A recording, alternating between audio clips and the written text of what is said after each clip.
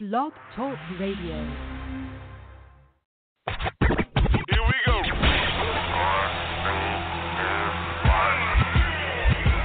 Blast off.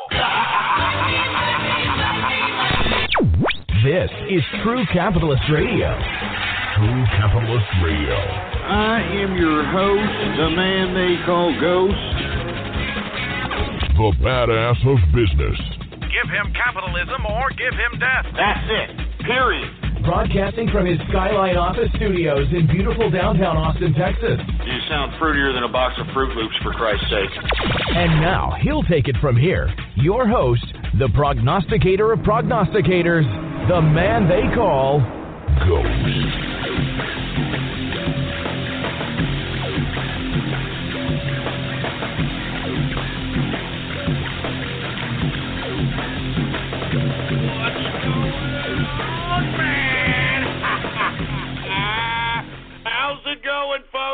And thank you for tuning in with me to another edition of the True Capitalist Radio broadcast. And of course, I am your host, the man they call Ghost. And once again, folks, I want to thank you very much for tuning in with me. This is, believe it or not, episode number 555, number 555 for all the folks that are keeping track of the True Capitalist Radio broadcast. And before we get into anything else, I'd like to ask everybody to please spread it around like wildfire. Spread this show link around like wildfire and let everybody know that True Capitalist Radio is in effect and in the house. And we are live every Monday, Wednesday, and Friday, 6:30 p.m. Central Standard Texas Time, right here on the official website of the True Capitalist Radio broadcast. And it is blogtalkradio.com/ghost. That's blogtalkradio.com/ghost. And, of course, if you have not done so, please go to the last bastion of freedom of speech and social media today. I'm talking about Gab, folks. That's my only social media. You can get there by typing in your browser right now, gab.ai, and you can follow me on that social media under the name Politics Ghost, all right? All one word, no underscores. Politics Ghost is the name to follow on Gab, folks. And before we get started, I want to say what's going on to everybody in the True Capitalist Radio chat room. What's going on, all 100 of you? Cheers, baby, cheers. All right, on this Carpet Munchin' Monday over here, what's going on? And by the way, if you do want to be a part of the True Capitalist Radio chat room, all you've got to do is go to my Gab account right now, Politics Ghost, and hit the subscribe button for premium content, baby. All right? Hit the subscribe button, and once you do so, you can go ahead and private message me on Gab and let me know your Discord chat name, baby. That's the chat we chat in. And by the way, I will be voice chatting in the True Capitalist Radio chat room tonight. So I hope each and every one of you that are out there that are listening, if you want to chat with me tonight, come on down and go to my Gab account and hit the subscribe button. And once you do that, folks, like I said, just private message me on Gab and let me know your Discord name. Anyway, now that we got that all out of the way, it's Monday. I hope nobody else has a bad case of the Mondays. I've got a little bit of bad case of the Mondays, folks. I'm going to be honest with you. I mean, Monday just has a bad spirit to it, man. Everybody's miserable. You know what I mean? Everybody's all freaking hungover from the weekend. Nobody wants to go into work. Nobody wants to do anything. And that freaking energy is just contagious. It's all over the place. And that's just, I guess that's why I'm having a bad Monday, all right? I'm just, Monday. It sucks a big one. It sucks, all right? Anyway, but that didn't stop me from continuing the broadcast. So with that being said, let's talk about what we're going to discuss here in the next 3 hours, and I hope that you can stay with me for as long as you can here for the next 3 hours live. Or if you're in the archive, cheers to you guys too. I appreciate it. Obviously, in the first hour, we're going to talk a little bit about crypto and stocks. do a little bit of breakdown there. Then in the second hour, we're going to go right into Donald Trump, our president, the greatest president in American history, the modern-day George Washington, to say the least. We're going to talk about a lot of things about the president. I hope that each and every one of you saw the Pennsylvania speech that he had this past Saturday night. I mean, when I watched it, I almost shed a tear. I definitely felt that rekindled spirit of 2016 in that speech. And I tell you, I think that the president should do much more of that. He is great. He is brilliant when he's off the cuff, when there's no teleprompters, when there's nothing. He speaks from the heart. He's genuine. And not to mention, he goes off, doesn't he? He goes off, and that's why I like this president, baby. He's genuine, and that's why no matter how much the mainstream media tries to spread slanderous lies about this president, no matter what lies the deep state try to push through, no matter what the president is being thrown at, I mean, they're just throwing everything at him, no matter what. The people can read right through it. And I'm talking the American people. We can read right through it and see the genuine nature of this president and how he, Donald Trump, he jeopardized his family, his fortune, and even his life in an attempt to save this country. I mean, lest we forget, folks, okay? And I gabbed this, last week, when Gary Cohn, the top White House economic advisor, resigned because he didn't agree with Trump's tariffs. Did you all see, and I gabbed it, you could go back in my Gab account, go back in the post to find it. Did you see President Donald Trump call out Gary Cohn as a, quote, globalist? Oh, my God. I mean, you all remember about, wasn't that long ago, I guess about 6, 7 years ago, 8 years ago?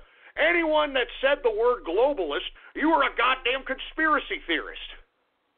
I mean, you were a nutcase.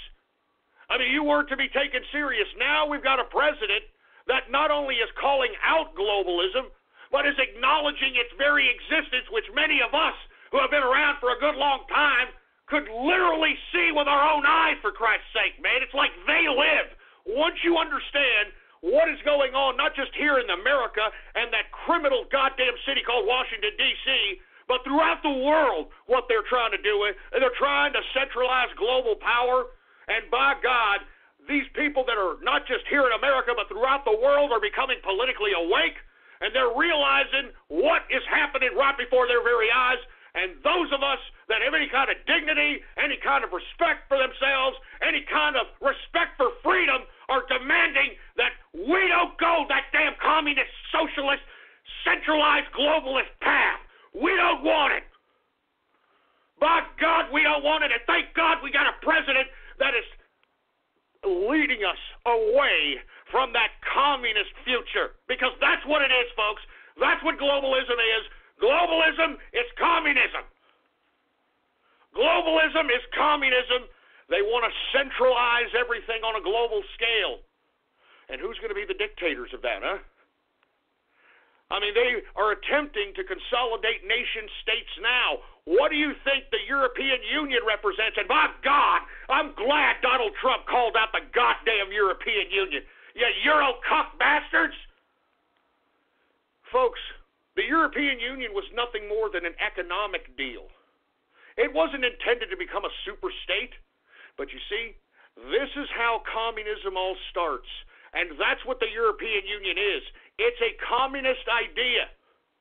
It took all these nation states and consolidated them all and put them into this super state that they called the European Union. And as I stated, who was the last nation state to refer to themselves as a union? It was the Soviet Union, the first communist nation state to ever exist. So wake the hell up. Once again, I'm going to talk a little bit about the president's speech in Pennsylvania. He was trying to campaign for Rick Saccone, and I hope that Rick Saccone actually takes it out there. I know that they have some kind of, 33, 34-year-old Iraqi vet out there who's, trying to play this middle-of-the-line politics. But I have to agree with Trump, man. At this point, whoever this man, Donald Trump, says that we need to vote for, we need to vote for. because we cannot allow obstructionists, not just on the Democrat side, but on the Republican side, stop the Make America Great Again economic, social, and political policies. And look, even though the president has gotten a whole bunch of things done, I believe he could have gotten a lot more things done had he not had so many goddamn political obstructionist assholes that stopped every move that he tried to make. And I'm talking about not only the goddamn Democrats, I'm talking about the stupid, jerk-dick, rhinoceros, Republican, liberal bastards. I'm talking about the Jeff Flakes. I'm talking about the John McCains. I'm talking about the Lindsey Grahams. I'm talking about these losers. We cannot have people sit here and stop our objective.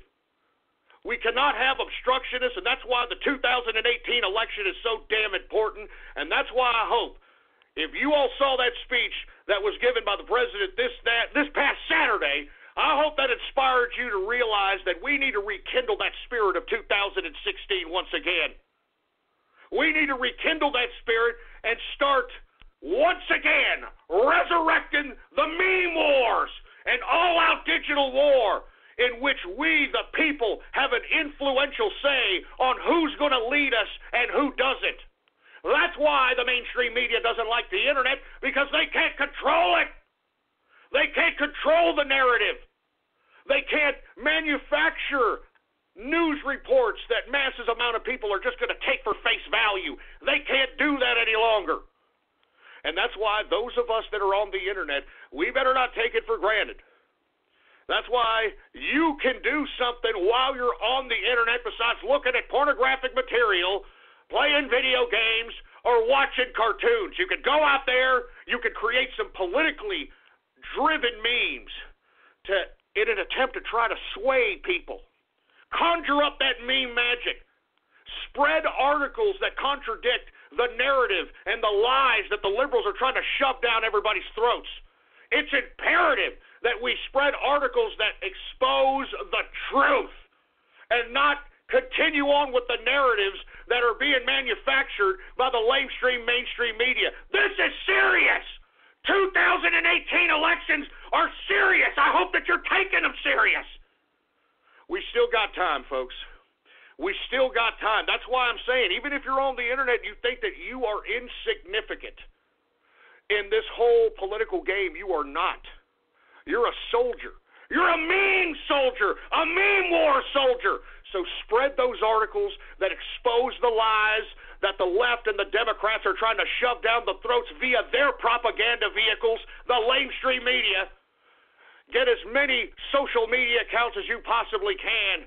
Create memes. Do whatever. Be creative. Be political. This is our government once again. That's what the election of Donald Trump signifies.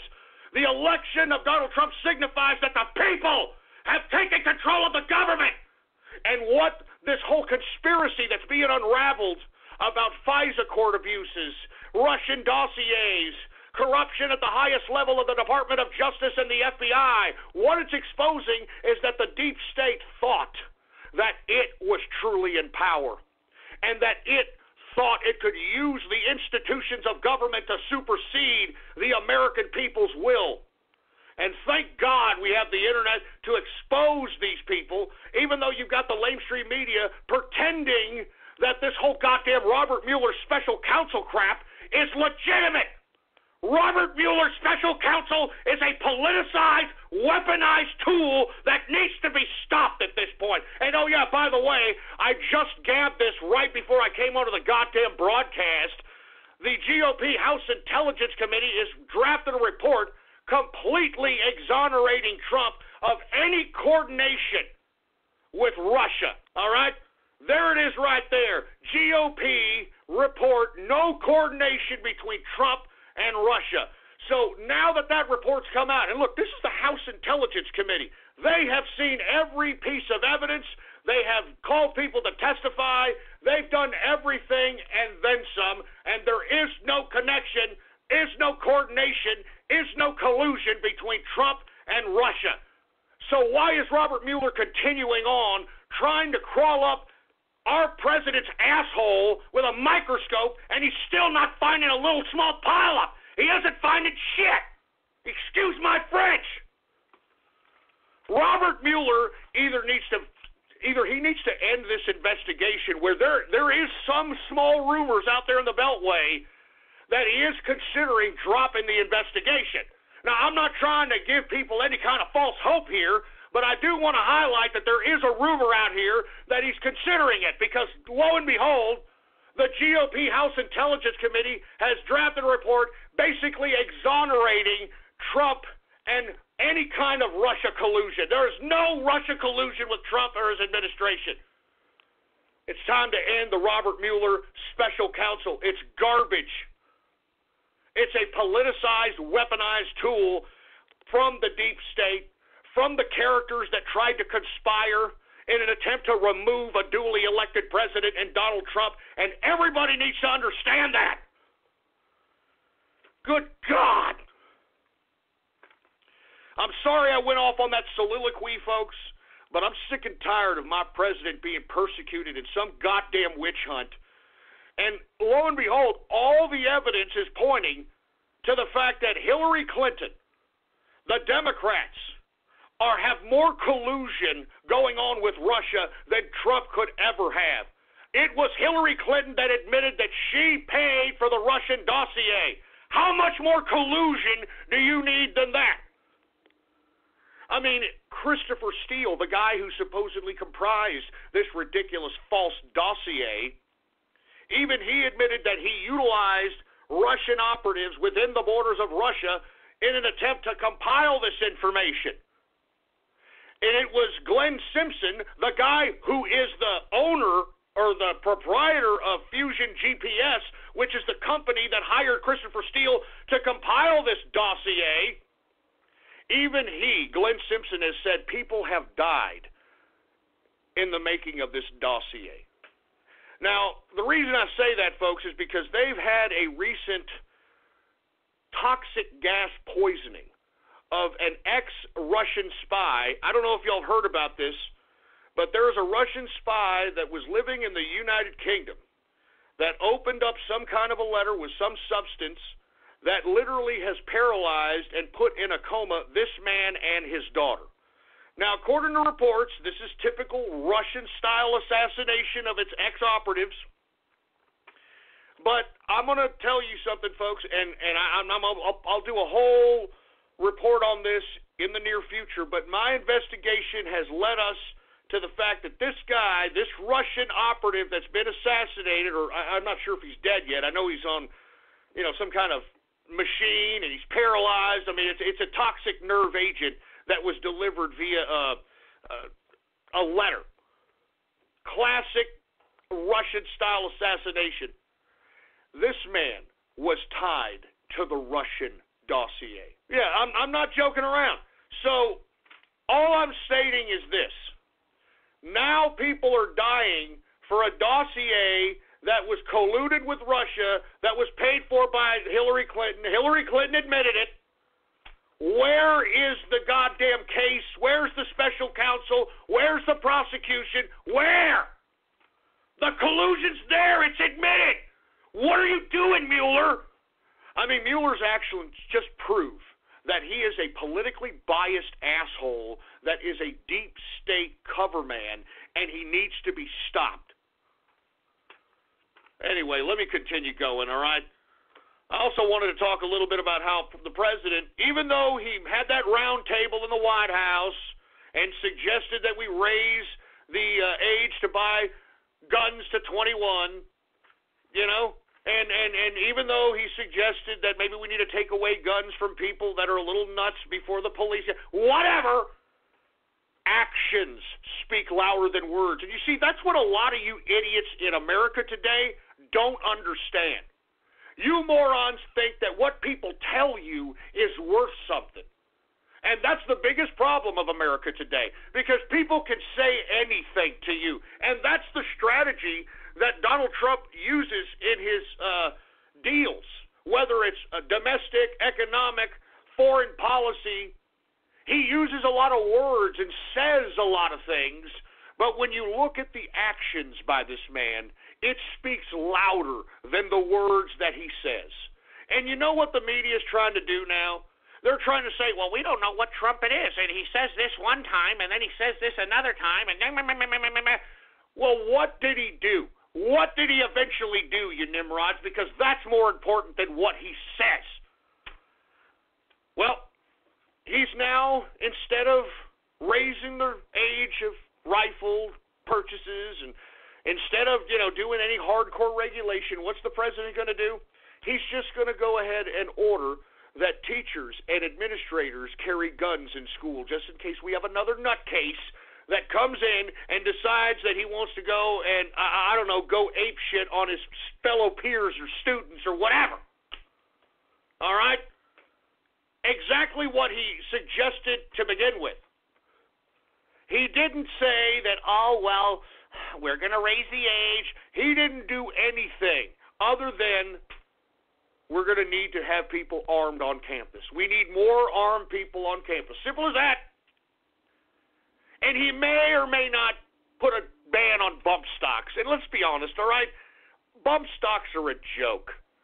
Bump stocks are a joke because it's first of all, the way you have to fire a bump stock, it makes you so inaccurate, it makes the bump stock meaningless. It's more to show off at the gun range that you can take a semi-automatic weapon and fire it in rapid capacity to make it look and sound and act like a fully automatic weapon, when in actuality, it's not a fully automatic weapon. With a fully automatic weapon, I could be able to point and shoot at will, and a successive amount of bullets will come out of the chamber as long as my finger is on that trigger. With a bump stock, you literally have to kind of put this contraption on the trigger and put it around your hip or something so that the bumping force of the actual gunshot in the thing hitting your hip and it pulling backward, and it's just a bunch of trajectory garbage that makes it look as if you have a fully automatic weapon. So as far as I'm concerned, if they do a bump stock ban, I don't really give a crap. And let's be honest, it's not hard to make a freaking semi-automatic weapon a fully automatic weapon, okay? I mean, it's not that goddamn hard. I'm sorry, I have to admit it. I'm just saying, it's just a simple spring. That's all I'm saying, all right? A spring and maybe a couple of metal parts that you could probably make your goddamn self. I'm just saying. Anyway, let's move on. Oh, yeah, we're going to talk about the Austin bombings now. Folks, I know everybody's kind of curious to figure out what the hell is going on. For you folks that are just tuning in, there were two separate bombings today. Two separate bombings minutes away from one another. And these bombings consisted of a package that was put on the doorstep of the victims. And once the victims took it inside, began to open it, it exploded. And you've got one person dead, one person injured. And they found a connection to these two bombings with a bombing that happened on March 2nd or 3rd to a man by the name of Anthony Stephen House, who had a similar incident, had a package delivered to his home, opened up the package, blew up, and it unfortunately killed this man, 39 years of age. The cops are not saying too much. And if you want my personal opinion, folks, I'm not too sure what to say about this. I do not believe this is a false flag. I believe that, I'm not going to say what I believe right now. I'm just going to tell you this. With the first victim, which is the only identified victim of these three different Austin bombings, Anthony Stephen House, age 39, I couldn't find anything on this man. Now, there is a correlation between all victims. All victims are black. But my investigation leads me to believe that this is not a racially motivated situation. Now, and that's why the police are not saying right away that this was racially motivated terrorism. Now, Anthony Stephen House, folks, if you try to take a look at this guy, you can only find things that were related to what school he went to and one of these people finders. And, he was an Austin, Texas resident. But the pictures that I've found of Stephen House, he looks like a sophisticated man. Let's put it this way. I'm not trying to say anything racially insensitive, but he doesn't look like he's listening to the Wu-Tang Clan with 15-inch speakers in the back of his Cadillac. Do you understand what I'm saying? I mean, I'm just trying to put it as delicately as I possibly can. This guy looked like he was an intelligent man. He looked like he went to the University of Texas, because I have found him wearing shirts of the University of Texas. So what it's leading me to believe, folks, is that there may be some correlation with this man and his employment.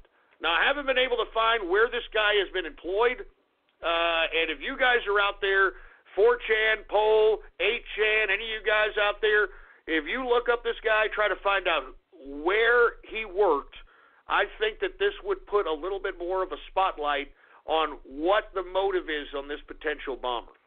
I don't know if y'all remember this. This happened about 2 or 3 weeks ago. There was a member of the Center for Disease Control.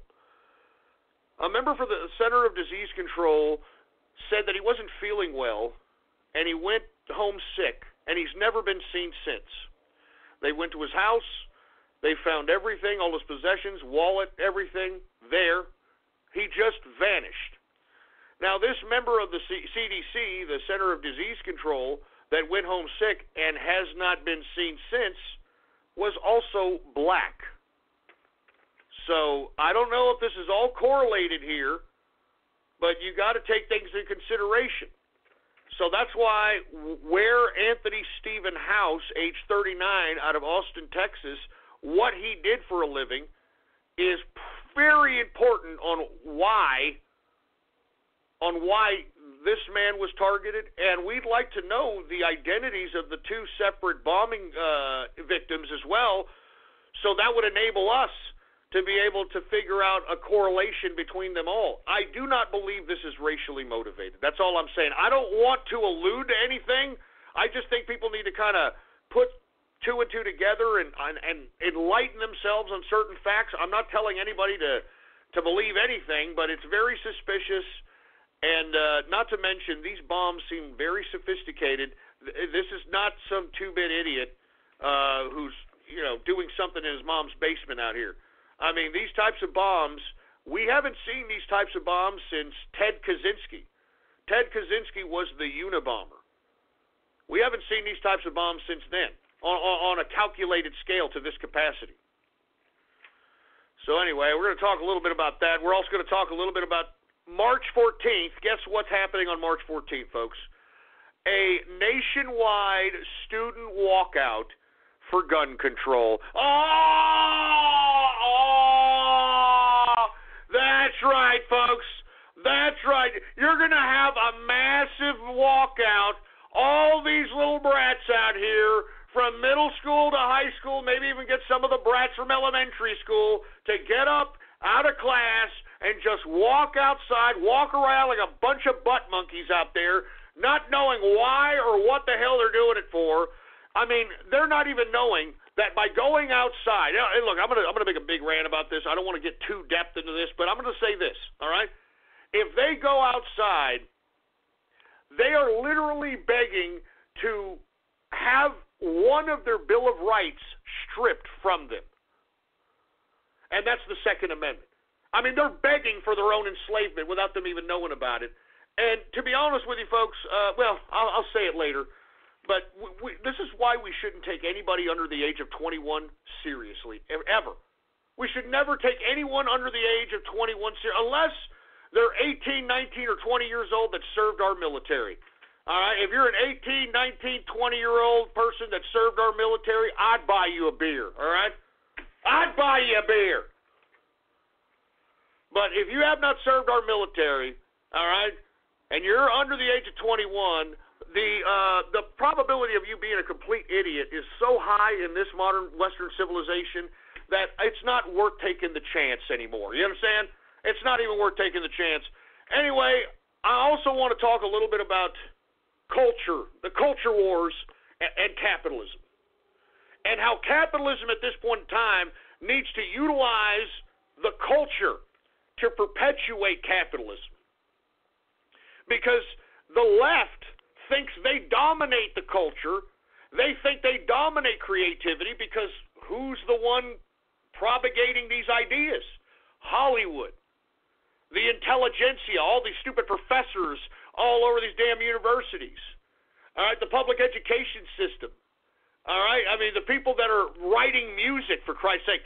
Stupid ass Eminem. All right, let me just take. I have to say this. I'm sorry. Stupid ass Eminem. All right, who's supposed to be this big badass white cracker gangster rapper. Okay, he came out recently talking garbage about the NRA, the National Rifles Association, as if that's going to give him some kind of goddamn moral soapbox credence of any kind whatsoever. I mean, I'm serious. I'm not joking around. And look, this is the same asshole. I'm talking about Eminem. This is the same guy who pulled a gun on the Insane Clown Posse. Do y'all remember this? I don't mean to bring up juggalos, but I mean, I have to bring this up because this just goes to show you the utter hypocrisy of Eminem and Hollywood and rap music, etc. All right, this was the same guy that pulled out a gun on the Insane Clown Posse because the Insane Clown Posse were in the back of a parking lot somewhere fingering his girlfriend. All right, that broad that he always cries about in his stupid rap album. What's her name? Who knows? Who cares? I'm not joking. Y'all remember that? Freaking Eminem, he comes out, he pulls a gun on freaking the Insane Clown Posse, and he's like, hey, get away from my girl, man. He was bumbling the gun around everywhere because the damn Insane Clown Posse was fingering his girlfriend or something. I don't know. I mean, give me a break. And now this guy's going to get on some kind of virtue signaling soapbox and claim that he's going to downplay the NRA. Hey, asshole. The people that are members of the National Rifles Association don't use guns in that capacity, all right? I mean, these are law-abiding citizens that are utilizing guns to protect themselves, to protect their families, protect their neighborhoods in some instances when it comes to natural disasters and whatnot. These are law-abiding citizens. Anyone who disrespects the NRA doesn't know their ass from their elbow. And you want to know something? Why hasn't some gangster rapper shot Eminem yet, huh? I hear every week there's a damn gangster rapper that barely anyone ever knows gets shot in the street. You know, he's out at a club, gets shot in the middle of a club. Have y'all heard about this? There's an epidemic of up-and-coming gangster rappers getting blasted while they're at the club, while they're at the mall, while they're buying jewelry. I'm not joking. Why hasn't anybody taken a shot at Eminem? Why? I'm just asking. I'm just asking. I mean, look, I don't mean to play devil's advocate with political correctness here, but don't we have people talking about cultural appropriation? I mean, they're pissing and moaning about that poor idiot Bruno Mars. Look, I'm not a Bruno Mars fan, okay? But, you know, he's a talented kid, all right? I mean, he would not be making all these hits if he wasn't a talented musician, all right? Now, because he's like a mulatto mix of black and Pacific Islander or something, all right, they think that because he's utilizing certain elements of, I don't know, culture, beats, styles of music, I don't know what the hell they're claiming Bruno Mars is doing, but they're bitching and moaning about this guy culturally appropriating his music and his style. And I've lost it. I mean, cultural appropriate. How could somebody who's a mixed breed like Bruno Mars culturally appropriate anything? I mean, it doesn't make any sense. Good God. Now, with that being said, how come no Black Lives Matter, asshole? How come no gangster rapper? How come nobody in the black supremacy movement? How come nobody's called out Eminem for his cultural appropriation? This guy's made hundreds of millions of dollars off of culturally appropriating black strife. And how come no Black Lives Matter, no black supremacist, black separatist, black anything says anything about Eminem? I mean, doesn't anybody find that bizarre? I mean, I'm not saying anything, but let's just take that, just observe that for a second.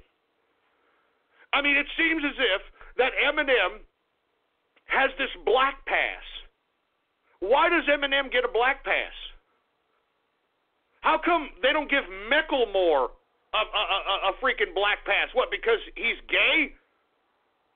I mean, it doesn't make any sense. And speaking of gay, I mean, Eminem admitted in a damn freaking interview recently that he goes on Grindr to meet people, all right? Now, if you don't know what Grindr is, it is a homosexual sex app, all right? When you're looking for instant homosexual sexual relations, all right? He actually said it, all right? I'm not committing slander here. He said it in an interview that he goes on Tinder and Grindr to meet people. But I'm just asking, why does Eminem get this freaking pass? Why does he get a freaking black pass? And he can culturally appropriate, he can, exploit black strife and make hundreds of millions of dollars on it. And how come nobody calls him out? How come nobody calls him out? I mean, is he the massa of rap music? I'm sorry, this has to be said. Is he the master of black rap music? Is he the massa? Is Eminem the massa? Because I'm only asking that question based upon the lack of reaction that anyone has ever given Eminem as someone who is, quote, culturally appropriating black music, black culture, black strife. I mean, that's what it says to me. If I was black, I would say that this cracker-ass cracker has literally made every black person who is listening to this man, who follows this man, a house N-word, all right? All right?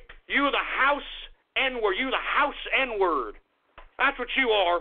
Because why? Somebody explain to me why Eminem gets a black card. Get out of black free card. You know what I mean? I mean, he could do anything. Anything.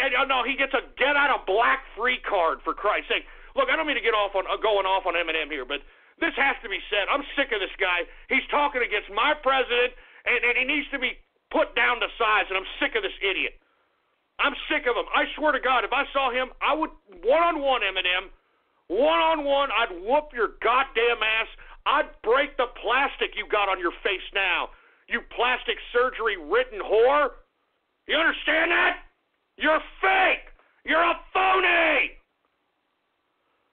And you want to know why he's a phony, folks? You want to know why? Let me go ahead and gab this. You know what? Let me play it first, and then I'll gab it out. Now, while every black artist, Black Lives Matter person, black rapper, gangster rapper, everybody in the black community is giving Eminem a black out of free pass, or get a black out of free card, or whatever the hell, all right? This is one of the first raps Eminem ever made. And he talks garbage about black girls. All right? Look, this is your master. This is your master that you refuse to call out for cultural appropriation. This is your master that you refuse to bust caps on, all you goddamn gangster rappers that are killing each other. All right? I mean, this is your massa right here. Listen, you know what? Throw it on, engineer. I want everybody to hear this. This is Eminem, and the song is called Foolish Pride. I'm only going to play a minute of it. But this is this contradictory idiot. This is the cultural appropriation of a cracker-ass cracker in Eminem exploiting black strife, exploiting the black culture, and no black person says anything about it. No black person says nothing. Here it is. Throw it on, engineer. Only want your money cause of dumb shit. Black girls only want your money cause of dumb shit. Black girls only want your money cause of dumb shit. Black girls only want your money cause of dumb shit.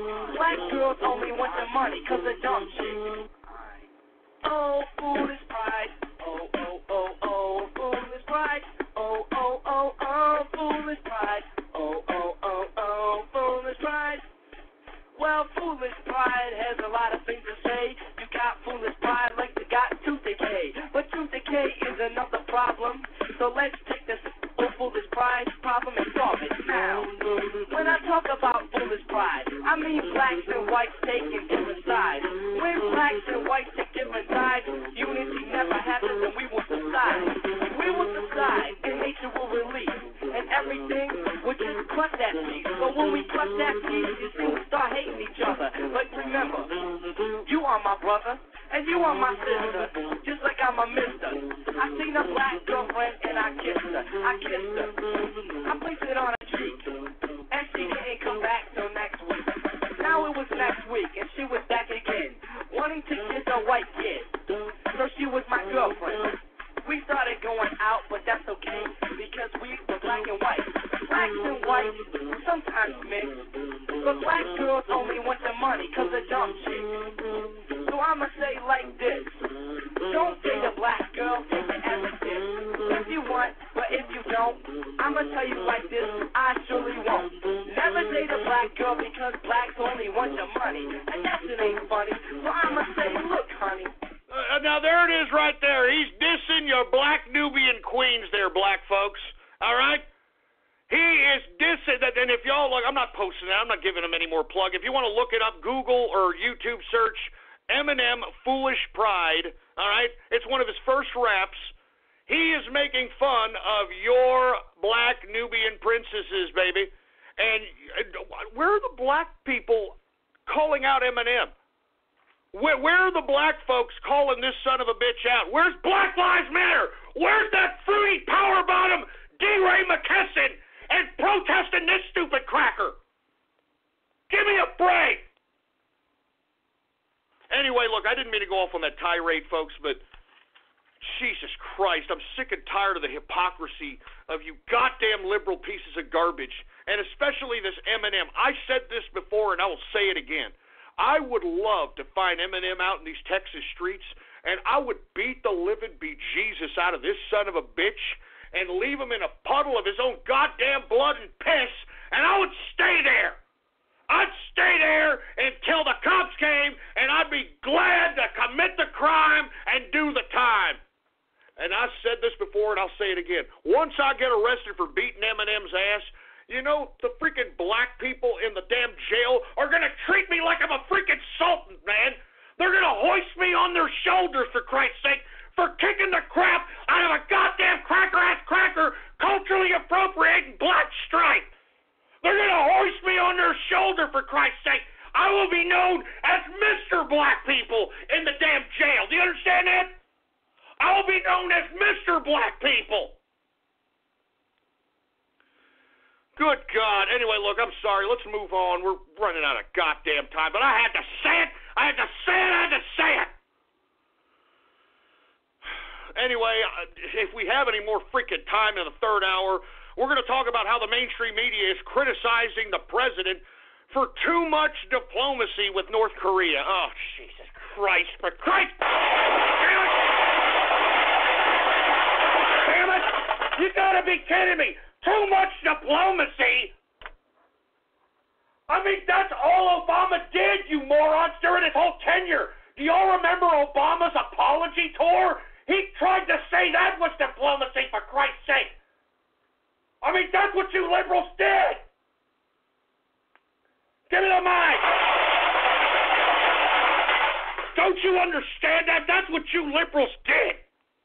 You stupid, dumb, power-bottom, tranny-loving asshole of a president, Barack Obama, went out on an apology tour and literally got on everybody's knees and kissed their ass and said, sorry, America did everything to you. He's a piece of crap. And you mean to tell me that now you're criticizing President Trump because he has too much diplomacy with North Korea? Obama did nothing about North Korea. Obama did nothing about North Korea. He just sat there and ignored it like an idiot because he didn't know shit.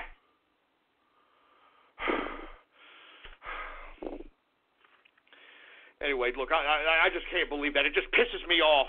You know, this president, I mean, he's doing wonders. He's working wonders out here, and this media just continues to just spread slanderous lies and try to feed these ridiculous narratives to their goddamn absent-minded watchers. It makes me sick. Anyway, let me continue going. We're going to talk about Putin. That's right, Vladimir Pooty-Poo in Russia. Did you hear that Putin is now claiming, quote, the Jews for meddling in the United States election in 2016? I mean, give me a freaking break. The Jews? Is this not a dog whistle to these idiot white supremacists, these white nationalists, these alt-right assholes who all have been pro-Russia to begin with. You know, Richard Spencer. Oh, you know, I have a Russian wife, you know, who happens to, she actually writes and translates Alexander Dugin's works from Russian to English. Yeah, you know. And, you know, Russia, they're nationalists. You know, Putin is a nationalist. He's a Russian nationalist. And that's why us white nationalists, we like him. I'm Richard Spencer. I like him a lot. That's why we here at the alt-right and white nationalists, we like Russia. Yeah. This is a pure dog whistle to these idiot white nationalists and these idiot alt-right idiots. I bet you goddamn, what's that, Chris Cantwell, because the reason his last name's Cantwell, because he can't do shit well, I bet you he's out there saying, oh, you see, I told you. I mean, it's all the Jews, the Jews, the Jews, the Jews. I mean, that's all these alt-right white nationalist idiots will say to you once you make them look lower than a leprechaun's nutsack on the debating table. That's all they come up with. They'll either say, oh, you're a Jew, you're a dirty Jew, you're a Jew this. And if they don't say that, they'll say, oh, you're a boomer, you're a boomer. You can just wait till the day of the pillow, boomer. Wait till the day of the pillow. And for you folks, once again, that don't know what the day of the pillow is, the day of the pillow, according to the alt-right and the white nationalist, is the day when all the alt-right white nationalists are going to put a pillow over the face of their boomer parents so that they can just take their wealth. Just like a effing communist, man. And that's why I keep telling you every goddamn time I do this broadcast, there is no difference from Antifa and the alt-right. There is no difference than Antifa and the white nationalists. They both want to use the same tactics, and they want to take other people's wealth so that they can have it and use it how they wish. That's what communists do. That's what socialists do. You stupid idiots. Anyway, we're also going to talk a little bit about, Putin's little hypersonic super nuke, which is a bunch of garbage, and give a little bit of insight on what we're doing in Operation Spilt Vodka. And let me tell you, I don't know if y'all been keeping up with the Russian election, but even Russia's state media had said that for some miraculous reason, Vladimir Putin has taken 12% decrease in popularity here recently. Oh, I wonder why. We're going to tell you everything about Operation Spilt Vodka. And if we have any time left, we're going to talk about the Pope. Oh, that's right, the Pope. 5 years that we've had this Pope Francis. Can you believe that? 5 years we've had this leftist, disgusting, closet commie Pope. Oh, my God. Anyway, let's continue going. I know everybody wants to talk a little bit about cryptocurrency. We are seeing a tremendous decrease once again, a contraction. Now, look, we were bouncing back as the weekend was progressing. But I want to be completely honest with you folks. You can blame this contraction that we're seeing, that's the continuation of the contraction that we saw Friday. You can thank none other than this stupid, limey, immigrant asshole who's on HBO by the name of John Oliver. Now, if you were unaware, John Oliver gave a 20-minute rant on how cryptocurrency and Bitcoin is a scam. He says that, quote, you're not investing, you're gambling. And, first of all, I don't even understand why we even have John Oliver in our country. You understand? I mean, this pisses me off that, most of nighttime television or political kind of, talk show commentary, haven't you noticed that they're all a bunch of foreigners that are not even goddamn here, for Christ's sake? They're not even born in America. They're not even born in America. This asshole Oliver is from the UK. That fat asshole, what's his name? That fucking idiot, that 12 Midnight, that fat femme. He's from England, for Christ's sake. That one idiot they got on Comedy Central now. What is that stupid Australian? Yeah, that Trevor Noah. He's a freaking South African. That one stupid broad on TBS. I forgot what her name is. She's a Canadian. How come only in America can we employ a bunch of foreign pieces of trash to be on our television and literally bash our country and get paid for it? In what other country can I go, and I would be happy to go if somebody's willing to pay me, All right? Yeah, James Corden, that fat femme. Give me a break. If anybody's willing to pay me, I'll be more than happy to go to your country and literally bash your country, your government, your people, your social system, everything, just so I can get paid and do it in your country. And if you can protect me like we protect John Oliver, I'll be more than happy to do it, all right? I'll be more than happy to do it. But you know what? I'm not going to get any calls because this is the only country you can do that in. This is the only country where we have stupid, disgusting foreigners that are taking advantage of our freedom, taking advantage of our capitalist system, and they're getting paid to bash our country, bash our people. And in this case, John Oliver, he's literally caused a continued contraction in the cryptocurrency market. I'm not joking, folks. Just imagine how many liberals. Remember, every time he puts out a goddamn YouTube video, it gets like 1 million or 2 million hits. And you know it's all a bunch of libtards, a bunch of leftists, a bunch of goddamn hipsters. I mean, that's the only thing that watches that dry-witted crap. You know that once they heard John Oliver say, cryptocurrency is a scam, you're not investing, you're gambling, I mean.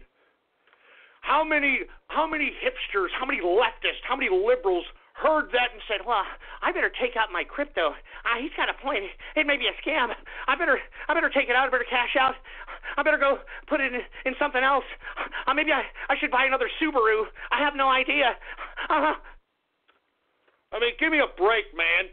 I mean, that's why we're seeing this contraction. I mean, I'm not joking, man. I mean, just imagine how many people who are in the tech field, who understand cryptocurrency, that are on the left, actually took their cues from this idiot. Because that's what leftists do. They listen to a bunch of talking heads. They have no goddamn common sense.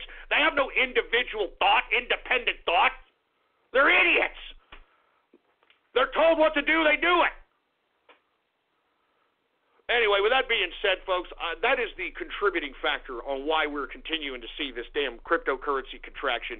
And you can thank John Oliver for that. This piece of garbage, man, it sickens me that these foreigners are so protected and they can talk so much trash about our country, man. I could not do that, folks. I couldn't go to England and start talking trash. As a matter of fact, you can't even be of the right-wing perspective without them detaining you now at the airport. Have you heard about these right-wing celebs, these e-celebs, which I'm no fan of, believe me, but still, they're being detained. Laura Southern was detained. Who the hell? There was a couple other people detained out there just for entering in the country.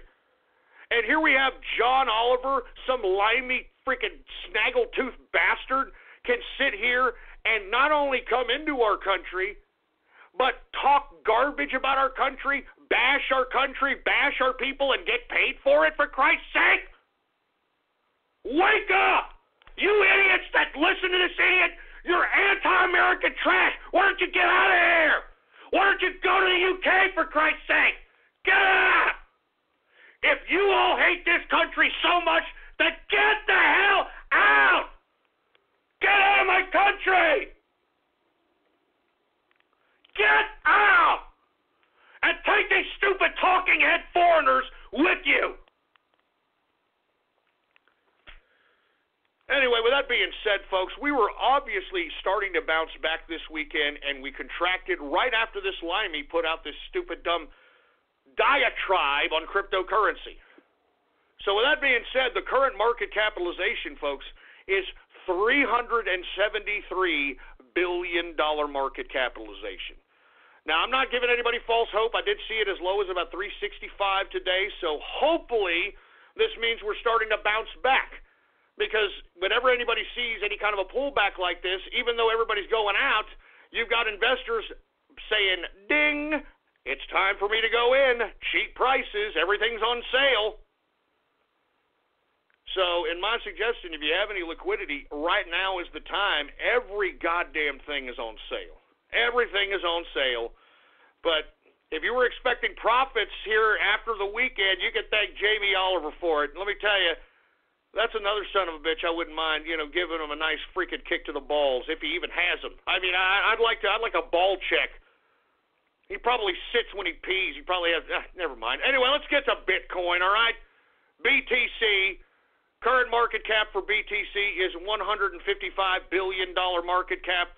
The current circulating supply is 16.9 million in circulation. In the past 24 hours, it has gone down 4.29%, closing out Bitcoin at $9,215.41 per Bitcoin. Everything is in the red, folks. I'm only going to go through the main coins, and then I'm going to move on to the markets, because I know that people are wondering, wait a minute, what's going on with the markets? And I'll explain that here in a few. We're running low on time as well, folks. So let's get to Ethereum. ETH, current market capitalization is $68 billion market cap. The current circulating supply is 98 million in circulation. In the past 24 hours, Ethereum has gone down 3.80%. Current price for Ethereum, $698.04.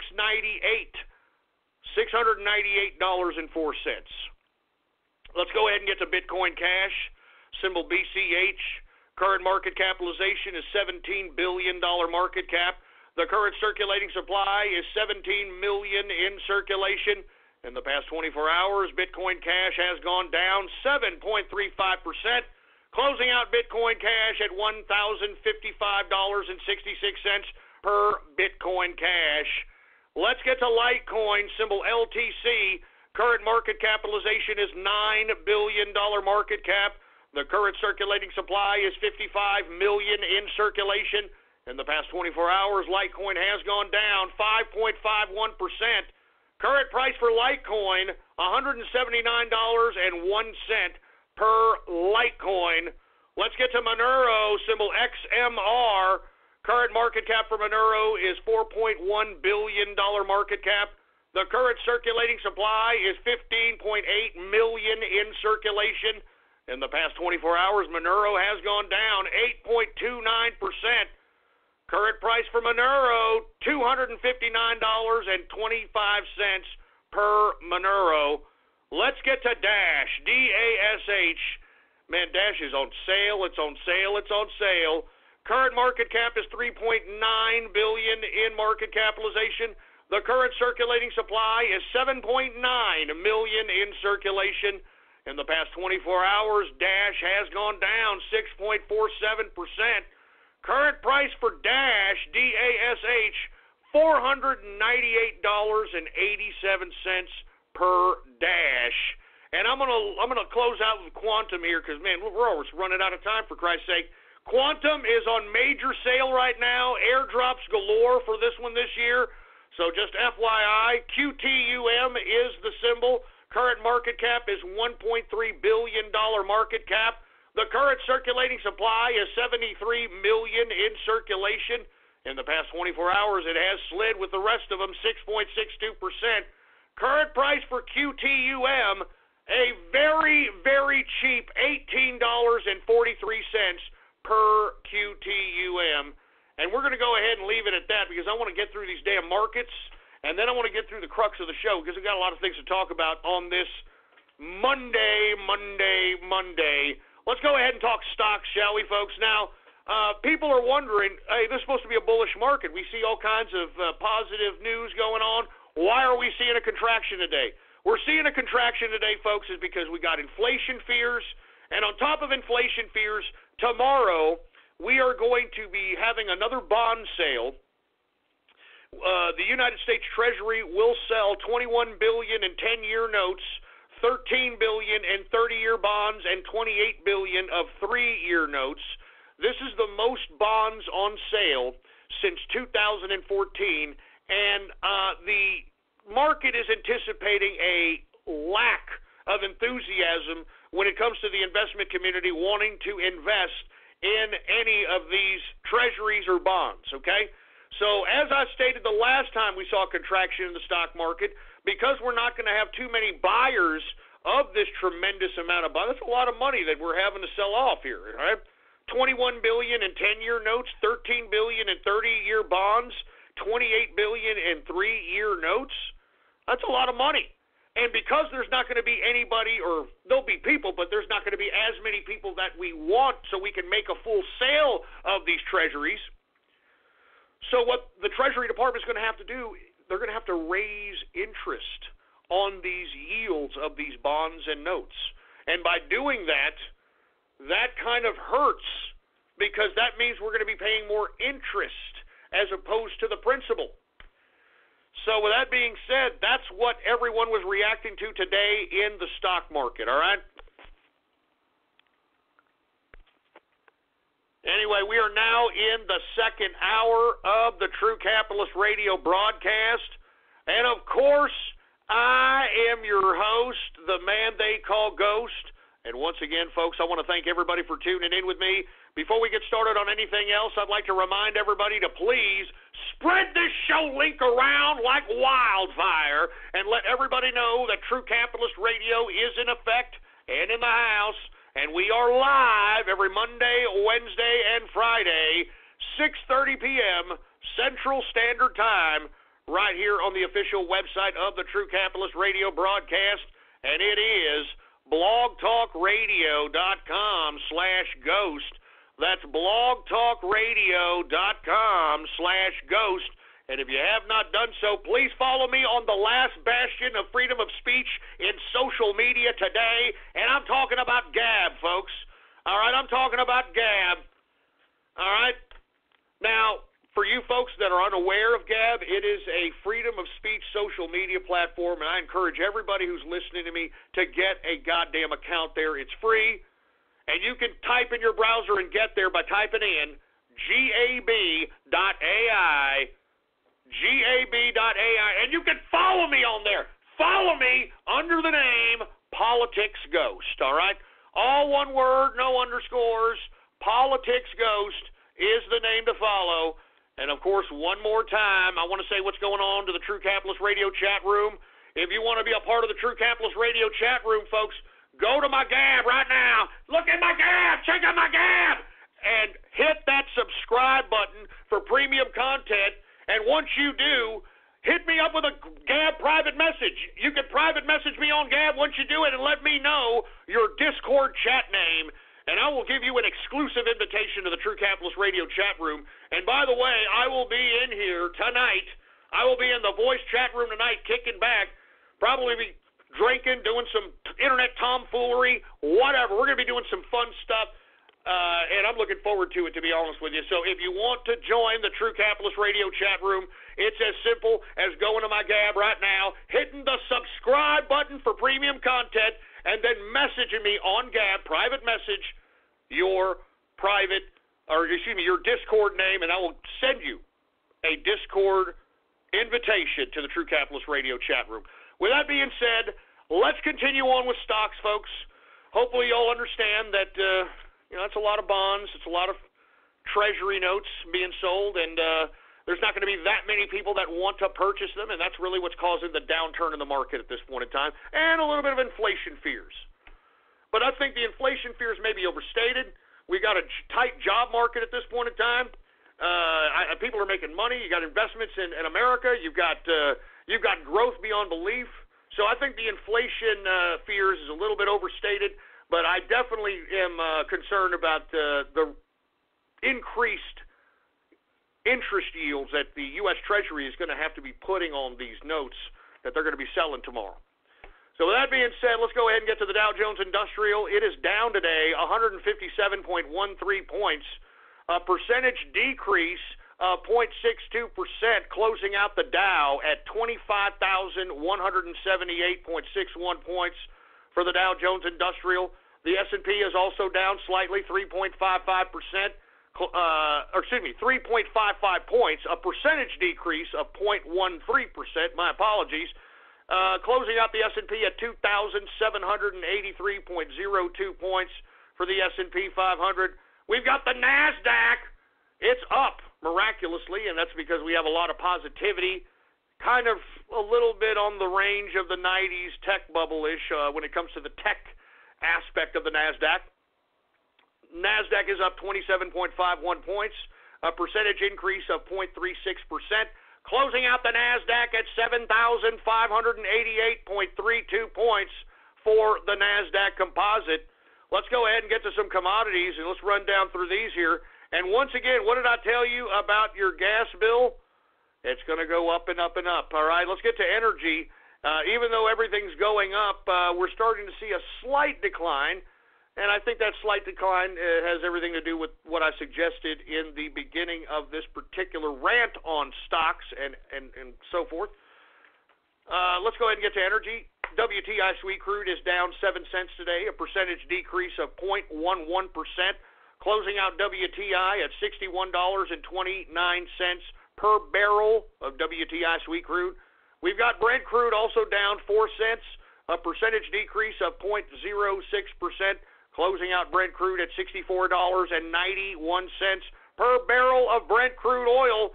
We've got gasoline down slightly, 0.13%. Natural gas is up 0.36%, and heating oil is up, it's down. Heating oil is down. My apologies, 0.07%. Let's get to the metals, shall we? The metals! Let's get to the goddamn metals! Now, because we have a little bit of a downturn in equities, we should see at least a little bit of a pop-up in metals, and that's exactly what we're witnessing here today. Gold is up $4.20, a percentage increase of 0.32%, closing out gold at $1,325 per troy ounce of gold. Let's go ahead and get to silver here. Silver is up 4 cents, a percentage increase of 0.24%, closing out silver at $16.58 per troy ounce of silver. We've got copper up today, 0.06%. We've got platinum up 0.13%. Let's go ahead and get to agriculture, shall we? We got corn. Let's get to the grains. Corn is down 0.06%. We've got wheat up 0.20%. We've got oats up 0.38%. Rough rice is down 0.20%. Soybean is up 0.19%. Soybean oil is down 0.03%. And canola is up 0.12%. Let's get to the soft, shall we? Cocoa continues to go up the roof.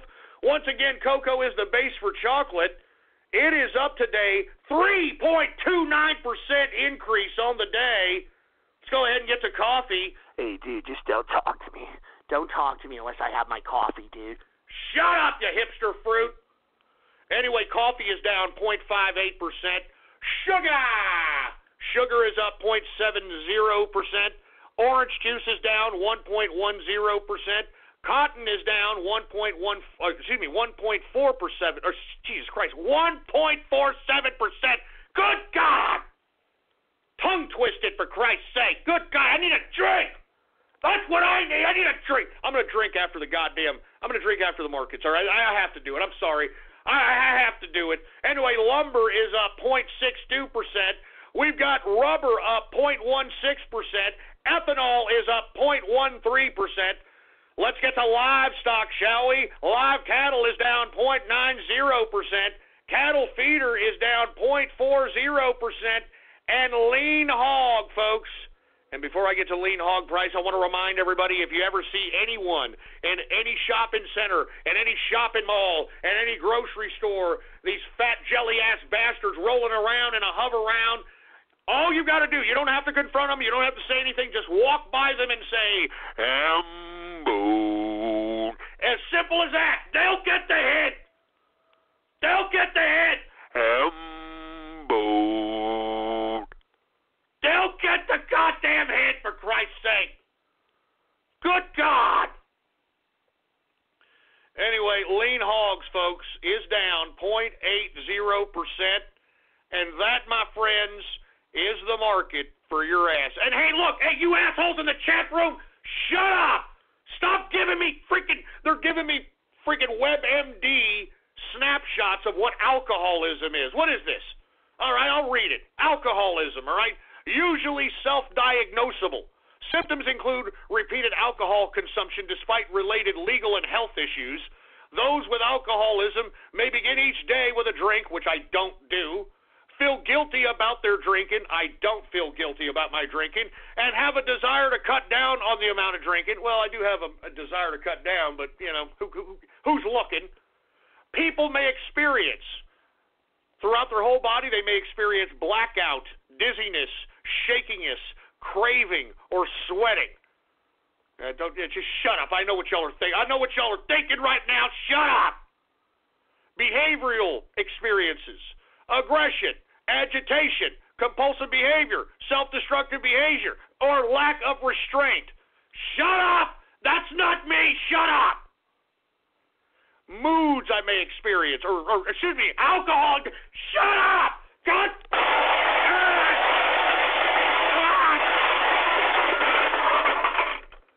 You all shut up! I'm not a goddamn alcoholic! Just shut up!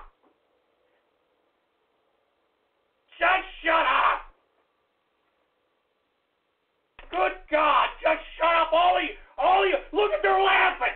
They're laughing in the chat room! Fuck it! You piece of crap! Damn it! I'm not an alcoholic, man! I'm not an alcoholic. I'm a connoisseur, for Christ's sake. I'm a connoisseur. Give me the mic. I'm a connoisseur, you piece of crap. Anyway, look, I'm sorry. These people in the chat room are sitting over here. Hey, look at this, Ghost. Look, this is alcoholism. Look at this. You're an alcoholic. Shut up. I'm not an alcoholic, all right? I don't get up and drink.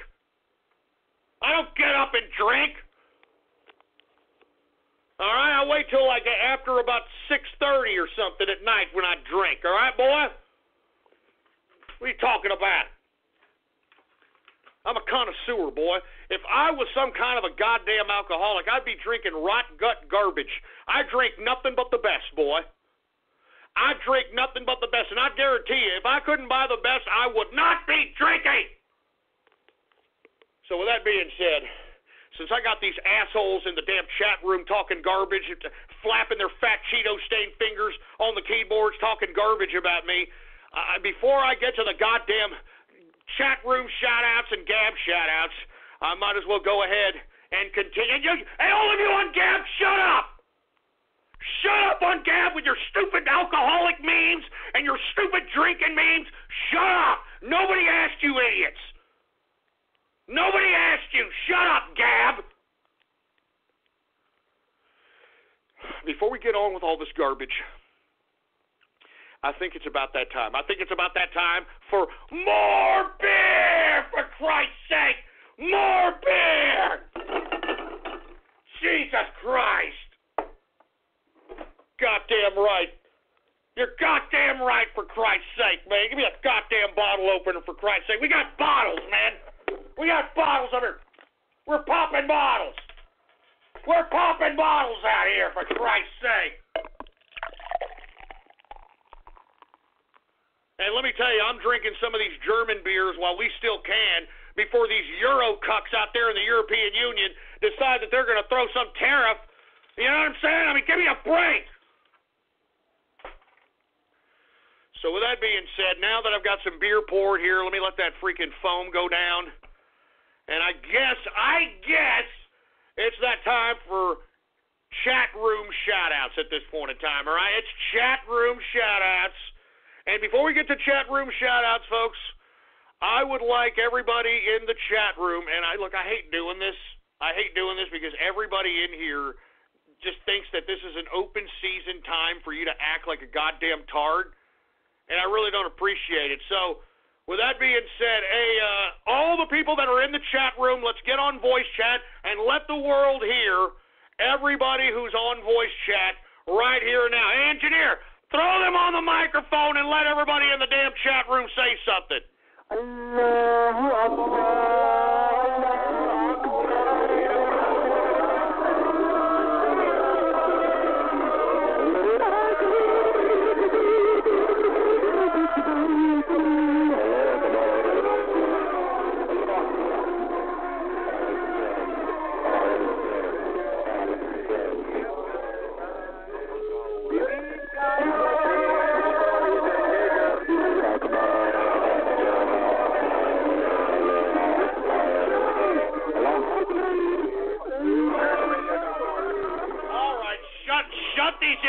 Shut them up!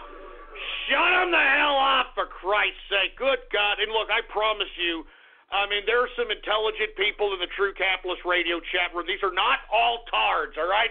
I can assure you, they're not all tards. I know it sounds like a goddamn a whole cluster F of autism. It's not, all right? And if you want to join, once again, the True Capitalist Radio official chat room, all you've got to do is go to my Gab account right now, Politics Ghost. Go to my Gab and hit the subscribe button for premium content, and once you do, give me a private message and let me know your Discord name so we can hook you up in here, baby, all right? Anyway, let's go ahead, I guess, and get to some freaking chat room shout-outs. Do we have any chat room shout-outs, engineer? All right, well, engineer, I hope everything's okay with you. Let's go ahead and get to some chat room shout-outs right now. What's up to Didn't Do Nothing? What's up to, well, I'm not saying these names. What else to 11 Roasted Kebab in Iran, LOL? What the hell does that mean? Crypto in Current Year. We've got BN King, Cash Money, a bunch of tards. Really, that's your name, you idiot? Alamo Demo Expert. Don't even kid around about that, you piece of garbage. Alamo lost because Texas weak. You son of a... Don't you go there! Don't you even go there! God damn it, you sons of bitches! Don't you even dare talk about the Texas martyrs! I don't know how many times I'm going to tell you morons! Don't freaking talk about the Texas martyrs! Just because your state was freaking founded by Lewis and Clark or some crap, alright? Don't talk about the Texas martyrs. Give me the mic. Good. Don't you goddamn dare. Don't you dare. We've got Albin's house for special delivery. I know what you mean by that, you idiot. Shut up. We got Andrew in the house. Austin, Texas postal delivery. Look, idiot, it's too soon. It's too soon for that crap, you macabre asshole! It's too soon! And look, there's another one. Austin was a blast. Good.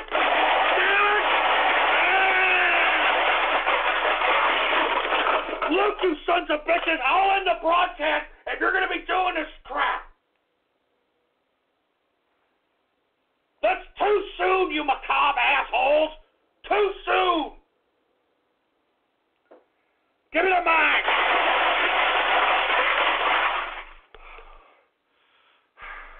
It's too soon, assholes! We got Distillin' just bought 50 Quantum. It's a good investment, for Christ's sake. Who else do we got here? Boston bombing was a false flag. Oh, yeah, shut up, you moron. Just shut up. We got Beer Force in the house. Billy Cossack. Celestia is no, you stupid brony bastard. It's Celexa's birthday. It's your birthday? Happy birthday to you. We've got Chris Hyde. I already called you Chris Hyde. We got Cuck Coward Crockett. Cuck Coward Crockett.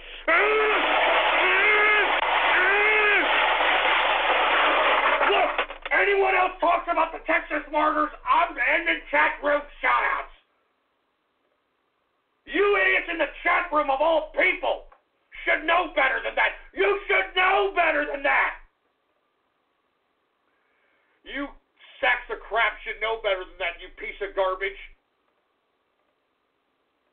Why? Why do you all do this? I mean, you're all purposely trying to piss me off so I can end this broadcast? Because I will, you piece of garbage. I'll end it. Don't test me. Don't you dare test me. Give me the mic. Don't you dare. Don't you goddamn dare. Who else do we have here, for Christ's sake? We've got Diabetic Fetus Blue Waffle. What the hell is that? Diamond and Silk? That ain't the real Diamond and Silk, you liar. Do you even shift? What's going on? Dr. P. Nesticle? What What the hell does that mean, for Christ's sake, man? East River helicopter tour. Like, shut up! We've got I'm an Alki. Are you calling me an alcoholic, you stupid idiot? Shut up, man. Just shut up. What's up, Father Poop Tickler? FedEx will find you, Ghost. Whatever the hell that means. Fork me, Texas. We got freshly roasted turkeys in Iran. Oh, man, come on! Funky butt loving, Gook Nukem, whatever the hell. There's Hickok. There's Jane Walker, Texas Ranger. Real funny, you idiot. Just got Amazon Prime in Austin. I've never spent 1 cent of my money at Amazon, all right? I have no account at Amazon. Jesus Christ. Package for Ghost, asshole! Look, shut up about that crap. Jesus Christ. Please ban all Shideo games. What the hell does that mean? Soggy Taters in the house. Stagio. Stormy Daniels. Get that stupid idiot in the woodshed. Stormy Daniels. Put that asshole in the woodshed, for Christ's sake. There's Tub Guy. Your package is ready for pickup. All right, that's enough. That's enough of these stupid... You know what? I'm tired of you chat idiots thinking that this is a big goddamn joke. Put everybody in chat room martial law right now. Implement chat room martial law on these sacks of crap. Freaking milky liquors, man. Anyway, now that was a bad experience, let me get some freaking beer, for Christ's sake, so I can get ready for Gab shout-outs. Oh, wow. Gab shout-outs. I'm so freaking excited. Anyway, for you folks that want a Gab shout-out, all you've got to do is go to my Gab account right now, Politics Ghost, and like the post that states True Capitalist Radio is now live. Listen in. All you have to do is like the post that states True Capitalist Radio is now live. Listen in. And when you like that post, I will give you a Gab shout-out live right here on the broadcast, right here and now. Do we have any Gab shout-outs, engineer? All right. Well, without any further ado, before we get to Gab shout-outs, I'm going to drink my beer first, you ass clowns, all right? I'm drinking my beers first because I know what you idiots are about to damn do. So with that being said, I want to say cheers to the inner circle. I want to say cheers to the capitalist army, and I was going to cheer the True Capitalist Radio chat room until they acted like a bunch of autistic, anal-loving, meat-gazing, bitch-tit-sporting, butt-dart-playing, pecker-shaft fetish-having pricks. All right? Once they started doing that, screw them. Screw them for a cheers, all right? Anyway, I want to say cheers to the man himself, obviously. The man that is inspiring me to continue to do this broadcast, the man that inspired me to come back and do the broadcast, and I'm talking about the greatest president in American history, the modern-day George Washington. I'm talking about the man that saved America. I'm talking about President Donald Trump. Cheers, baby, cheers.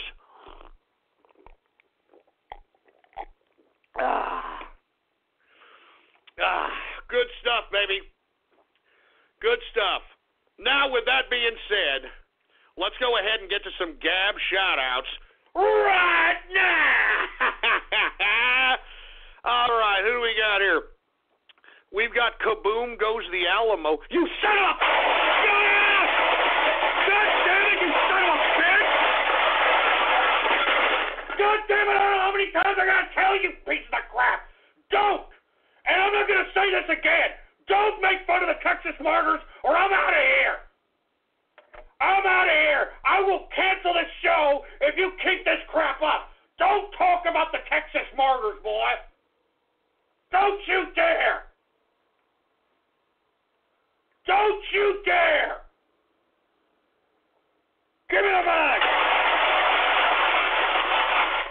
Don't you goddamn dare talk about the Texas martyrs. Don't you dare. Who else do we have here, for Christ's sake? Oh, my God, you macabre bastards, man. Austin is booming, you asshole. Shut up! Shut up with that crap! InfoWars blowing up 6th Street? God damn it, it's too soon! It's too damn soon, you idiot! God damn it, man! It's too goddamn soon! How many guys do I gotta tell you idiots that, for Christ's sake? Good God! Give me the goddamn mic. Hey, assholes, I'm not joking around, man. If you all think that I won't end this damn broadcast, believe me, I will. Do you understand me? I will. I will, man. I'm not joking around. I'm not joking around. Davy Tard Crockett, what did I tell you, pieces of crap? Stop it, and stop it now. What is this, Austin first, San Antonio next? Look, man, I'm not joking, man. Listen, I'm not kidding around. I'm gonna give you assholes one last warning. You understand that? You butt cheese loving, elongated foreskin having, bad period smelling, pause hole sniffing pieces of crap. Do you understand me? I'm gonna give you assholes one last chance. And if we're going to continue to go down this direction, I'm getting the hell out. You understand? Do you understand me? Jesus! We got Supa in the house. We're going on Supa. We got comfy.zone, whatever the hell that means. Who else do we have here, for Christ's sake, man? All right, enough of these stupid, dumb names, for heaven's sake. I'm not saying those names. Explosive Marty cakes? What the hell does that mean? Explosive deals with free shipping, you idiot? Shut up. They're Scarlet Moon. We got Yellow Whores for 42 coins. Shut up. Shut up, man. I'm telling you, you guys are sick. You know that? You guys are sick. The Yellow Bomber of Texas, asshole. Oh, Jesus Christ, man. Shut the hell up, man, all right? TCR equals Chinese knockoff of InfoWars. You son of a... You son of a bitch! Fuck you! Yeah, look, that's enough. That's enough of that. I already told InfoWars, you want to take me to war? I'll take you to war. Huh? War! Bring it on! War! Bring it on, InfoWars! You want a war? I'll take you to war! Give me the mic!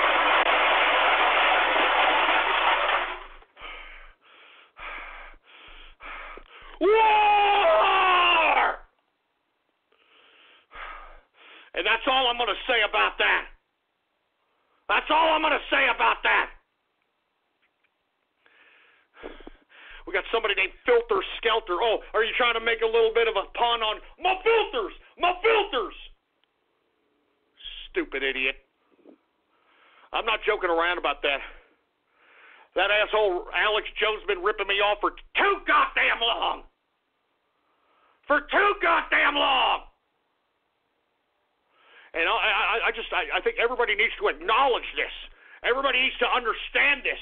And I'm telling you, man, I heard what you said, Alex Jones, on the last broadcast. You want a war? I'll take you to war! Piece of crap. Anyway, I'm going to freaking just take a couple of more goddamn gab shout-out names, and I'm moving on. I'm moving on. Who else do we have here? I've already said that stupid name. Alex Jones declares war on terrorist ghost. Terrorist ghost? Shut up, you idiot. Don't even kid around about that. Daddy and the other daddy? Oh, Jesus Christ, man. Only squares join the circle? Shut up! Don't talk about the inner circle. You know what? That's it. That's it. That's it. That's it. Don't you talk about the inner circle. No more goddamn shout-outs, you sack of crap. Nobody talks about the inner circle. You people are just haters. That's what you are. You people are just hating. Because you're not a part of the inner circle. You're just hating, you sack of crap. Give me my goddamn microphone. You assholes are just hating. And you know what? That's it for Gab shout-outs. That's it for chat room shout-outs. That's it for shout-outs. I'm moving on with the broadcast. I'm not letting you idiots ruin my day. I've already had a bad Monday, all right? I've already had a bad case of the Mondays. The last thing I'm going to need is you idiots thinking that you're going to piss me off. You're not going to piss me off, for Christ's sake, man. You're not going to piss me off. I'm going to have another drink, for Christ's sake, man. I mean, you all hear this. Every day I got to put up with this crap, man. Every day.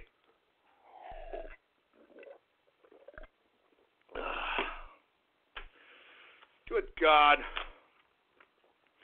I'm moving on with a broadcast, but I'm telling you, people keep gabbing me this garbage. Look at this.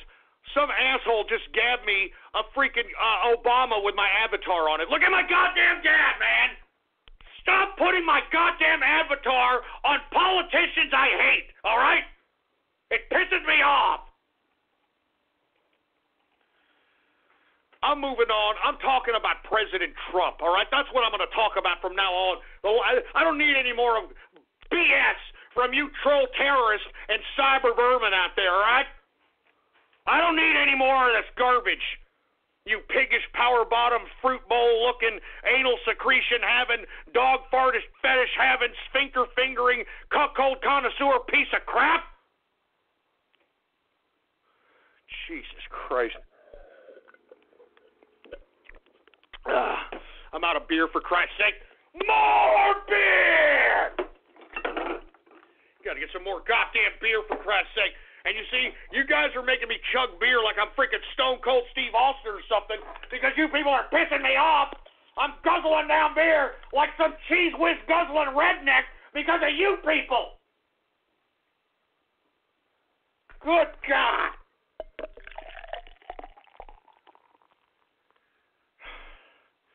All right, look, I'm going to calm down, folks. My apologies if it sounds like I'm getting a little bit too wound up, but by God, you all are listening to this. This is it. I'm going to talk about President Trump, all right? That always puts me in a better mood, boy. I'm going to talk about my president, President Trump. And what we're going to talk about, folks, first and foremost, is that President Trump, as I was alluding to in the beginning of the broadcast, actions speak louder than words. And that's why each and every one of you people that are on the Trump train that look cross-eyed every time Trump says something, you need to look at his actions, boy. You need to look at the policies that he signed into law. And they're all pro-America. They're all in favor of this country. And by God, this abandoning the age limit on weapons from people under the age of 21 and all this other hoopla that people were suggesting to make into federal law, it's just been all flushed down the toilet. It was all words. It was all talk. You understand? I mean, that's what Trump does. He gives two sides of the extreme and then negotiates on which side has the dominant parties on. You understand? You know, I mean, this guy's just pure art of the deal. And what did he enact, folks? He's just calling for more armed teachers, administrators, people that are properly trained to be armed within the general vicinity of the school so that just in case we have another one of these lunatic school shootings, there will be somebody armed that can at least take a pop shot at this idiot before he decides to kill multiple or massive amounts of people. And I think that's a very easy, simple solution without getting the school looking like prisons. Because I want to be honest with you folks, the public education system and how it's run right now, it's ran like a prison. I mean, if you take a look at prison and public education schools, there's no different. And I've said this time and time again. If you go to a cafeteria during lunchtime, if you go to any school, blacks are sitting with blacks, Mexicans and Latinos are sitting with Mexicans and Latinos, freaks are sitting with freaks, all right? I mean, gangsters are sitting with gangsters. I mean, do you understand? I mean, this is literally how prison works. I mean, prison divides people into these groups and pits them all together, etc. I mean, they create a whole new social environment in which that social environment becomes the child's life. That's why many people that are children nowadays feel that there is no end to whatever social environment they're thrown in a public education arena. And you mix that with psychotropic drugs, that's why you're seeing a massive amount of teen suicides today. Because they think that by giving them a pill, it's going to solve the social corruption that's happening in public education today. And that's why students don't have an equal opportunity for education, because the basis of most education, at least public education systems, is the sociality of the entire system itself, on how you as a student are going to conduct yourself amongst the sociality that's encapsulated amongst that campus. And that means that you got to choose on whether or not you're going to become a freak, you're going to become a jock, you're going to become a nerd, you're going to become this, you become that. You can't be your own individual person in public education, because if you are your own individual person, they'll try to kick you out of school, or they'll try to put you in an alternative school. Do you understand? Because you're trying to be independent. You're trying to be outside the collective ideology that encompasses a public education system. And with that being said, it's already prison. Because what do they do when they take you out of school? What are teachers really trying to do to you in school? They're not trying to teach you anything. You're not learning anything in school. All you have to do is listen to these stupid little brats that are trying to tout gun control from Stoneman Douglas High School, and just take a look at their sputtering out in sentence fragments on how they can't articulate their grievances, how they're stumbling over their own tongues. They're completely ignorant, and they have no personality, and you can literally hear them thinking now. You can hear students and people who, or I should say kids who attend public education, you can hear them thinking. They talk to you as if they're asking you a question. Have you ever heard these kids? Yeah, so like the other day, I was walking down the street, and I saw this person, and I mean, they're talking to you like they're asking you nothing but questions. They're not even sure about their own thoughts. They're not even sure about what they're articulating. That's how ignorant our students are. And you mean to tell me that public education is going to teach our children anything? They're not teaching our children how to balance a checkbook. They're not teaching our children how to be responsible, and that you have to wake up and go to work every day, and that working is the foundation of a civilized society, of a productive life. They're not teaching you how to do your taxes. They're not teaching you the difference between wages and salaries. They're not teaching you anything capitalist related that can help you, aid you, progress you as an individual. No, you know what public education is doing to you kids? They're turning you into subjects of the state. And as a matter of fact, why do they even call a school a school? Anybody ever ask you this? Anybody ask themselves that? You know what they refer to a school of? They refer to schools of fish. And have you ever seen a big school of fish? They all do the same thing. They all move the same way. They all act the same way. They all react the same way. They move in the same lines. Do you understand? They're trying to turn all you kids into uniform fish that either oblige a certain system or is a part of a certain system that you are going to oblige in every capacity of your life. I mean, let's just be honest. What happens when you go to public education and you're in high school? What happens? All this public education system is trying to do is teach you how to be a part of other systems. And when you're a part of another system, you're a part of a government institution. You're a part of a government-funded institution. So when you're in public education, that's why they don't teach you any capitalism. They teach you how to be dependent. They teach you how to be just enough, and that's it. And just enough to communicate, just enough to spell, just enough to add, subtract, multiply, and divide, just enough. So that when you are a part of regular society, you graduate to another system. Like, for instance, if you're a teenage pregnancy person, you are a part of the child support system. If you get arrested when you're a teenager, you're a part of the juvenile detention system. If you get probation after you're in juvenile detention, you're a part of the probation system. If you get out of school and you're an idiot and you don't know how to fend for yourself, you're a part of the welfare system. You're a part of the food stamp system. You know, if you got multiple children from multiple different fathers, you're a part of the child support system. Do you understand that that's all public education is? Public education is to do nothing but to take you kids and to move you from system to system so that the bureaucrats that are in charge of these systems, that work for these systems, they're the ones with the job security for 30 or 40 years.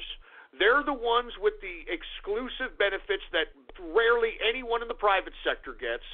They're the ones that have unlimited employment and can be incompetent in that employment without being responsible whatsoever. This is what drives communists and socialists. Do you understand? Because it's easy having a stupid bureaucratic job for 30 years pushing papers in a system. In a system. And that's why I'm telling you, in school, they're not teaching you to be anything. As a matter of fact, they're teaching you to be nothing at all. That's what they're doing in public education. They're teaching you to be nothing at all. So that's why we can't add more cops.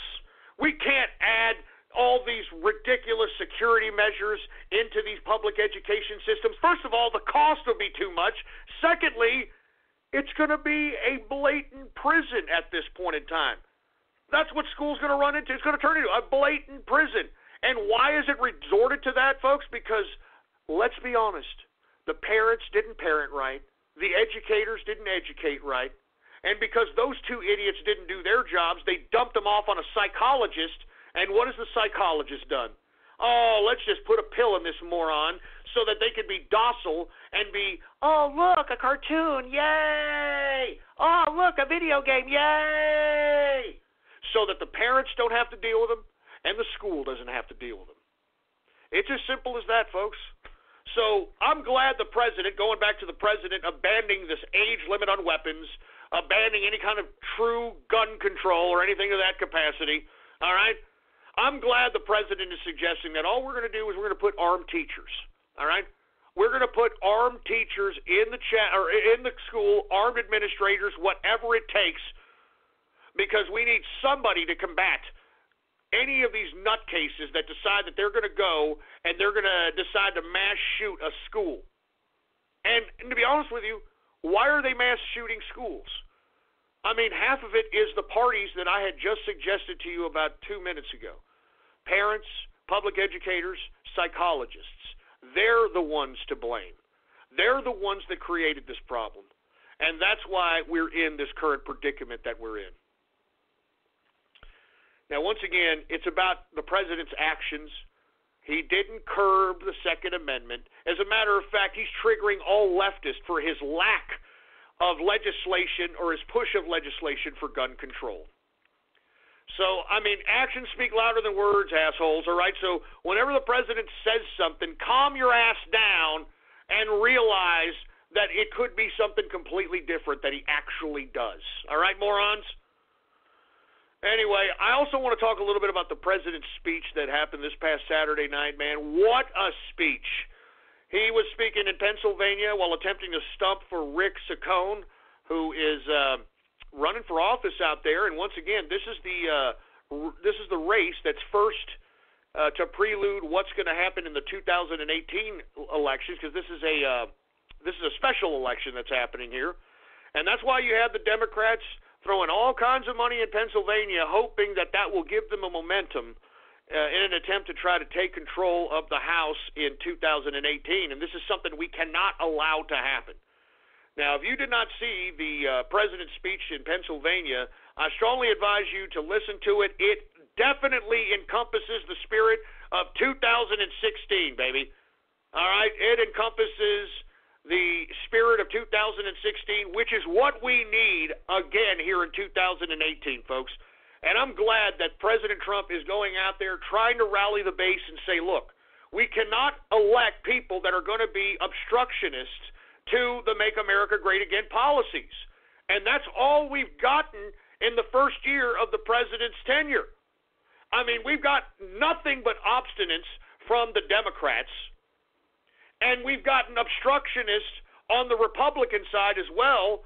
And if you want my personal opinion, I think it's just sour grapes on Jeff Flake and John McCain's part. And same with Lindsey Graham. I mean, why don't we stick to principle? But you see, these assholes can't do that. That's why we need to unelect assholes like this. We elected Donald Trump because we wanted what he had suggested in 2016 to become law. And he's already two-thirds through with it. He's already two-thirds way through with what he had promised in 2016. Now, the reason I'm suggesting everybody should hear this speech that he delivered in Pennsylvania is not just because he was stumping for Rick Saccone out there, but what he was saying. He was calling out everybody. Are you kidding me? I mean, he was calling out the European Union. He was calling out people in the media, specific media, that sleepy-eyed son of a bitch, Chuck Todd. Woo! I'm telling you, man, I mean, you can rekindle that spirit of 2016 if you watch this speech, baby. It was beautiful. It was beautiful. Classic Trump. This is what Trump needs to do more of. He needs to go out, and he needs to stump, and he needs to just go off cuff, no teleprompters, talking directly to the people, because we can feel he's genuine, man. You can tell he's genuine when he talks in this capacity, and it's because it's him. It's like that Lewandowski book that's come out. Let Trump be Trump, baby. Let Trump be Trump. And that's exactly what he was in this Pennsylvania speech. And look, folks, I'm telling you, we need to conjure up the meme wars once again. We need that spirit of 2016 conjured up again here for 2018. We need memes. And as I stated at the beginning of the broadcast, if you are on the internet, you can make history. You can help shape the narrative. All you've got to do is make sure that you utilize your time on the internet appropriately. You make sure to promote the articles that expose the lies that are being propagated by the left. Promote articles that expose the truth, that expose the contradictions of the Democrats. Create memes. Do whatever it takes in whatever your creative capacity is. We need each and every one of you once again. It's time to play some political games, baby. Remember those political games we played in 2016? It's time to do it again, because we cannot, folks, have the Democrats take control of the House. We cannot elect Republicans that are against Donald Trump. We need to elect people that are going to be full throttle with Donald Trump, because we're trying to make America great again, and we could have gotten a lot more legislation passed had we had Republicans all voting on the same line and not being a bunch of rhinos and not being a bunch of personally vindictive assholes. And that's why we need this election. 2018 is important. That's why each and every one of you that are listening to my voice, you can do something, man. Get every goddamn social media account you can and make sure you exercise your politics all over those sons of bitches. Memes, articles, help promote this show, other shows, people that are exposing the truth. The truth! We need you all, folks. I'm not kidding around. If you were a part of the Trump train back in 2016, it's time for you to be a part of it in 2018.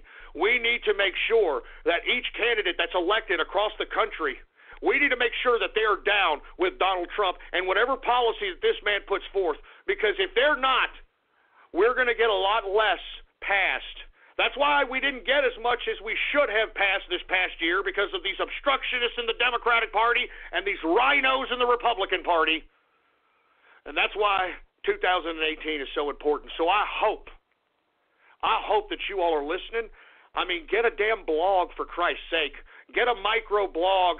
Get a damn video blog. Do whatever it takes, man. We need you! Even if you think that what you are doing is insignificant, it's not. We need you. This is a government made for the people and by the people, and we need to be as vocal as possible. We need to spread our politics everywhere. Because if we don't, folks, people are going to start to believe that, it's the left. They're all the ones always out there protesting. They're the ones out there causing a ruckus. I guess everybody's turning left. I guess I should turn left because monkey see, monkey do. That's how come we have one cycle we have Democrats, the next cycle we have Republicans, because it's monkey see, monkey do. I'm not joking. That's how most people vote. And that's why I'm calling on you once again. I cannot underscore how much we need your help in 2018. Even if you think that you're insignificant, man, keep posting those articles. Post memes. Repost, retweet. Do whatever you can. We need you. I guarantee you we need you. Your president needs you. President Trump needs you. We need you, man. Trump train 2018 is not going to let these Democrats take control, and we can't. We've got to expose the Democrats for the anti-American trash that they are. And the proof is in their actions, folks. Take a look at the Democrats' actions. They shut down this government so that illegal immigrants have more importance in this country than you. Do y'all remember we had this last government shutdown? That's why the Democrats shut it down. They shut it down for illegal immigrants. And what does that action say? What does that action say? It says that the Democrats think that people that come into this country illegally are more important than law-abiding American citizens. And that includes our troops. That includes the veterans. Because why else would the Democrats shut down this government for illegal immigrants? Lest we forget, take a look at what's going on in California. We've got a bunch of liberal pieces of trash trying to go rogue against our country because of illegal immigrant criminals. Take a look at what happened in Denver, Colorado yesterday. They had some illegal immigrant in custody who caused a crash, a drunken crash, vehicular manslaughter. The man that he crashed into burnt to death and died in his car, while this illegal immigrant went away without a scratch on him.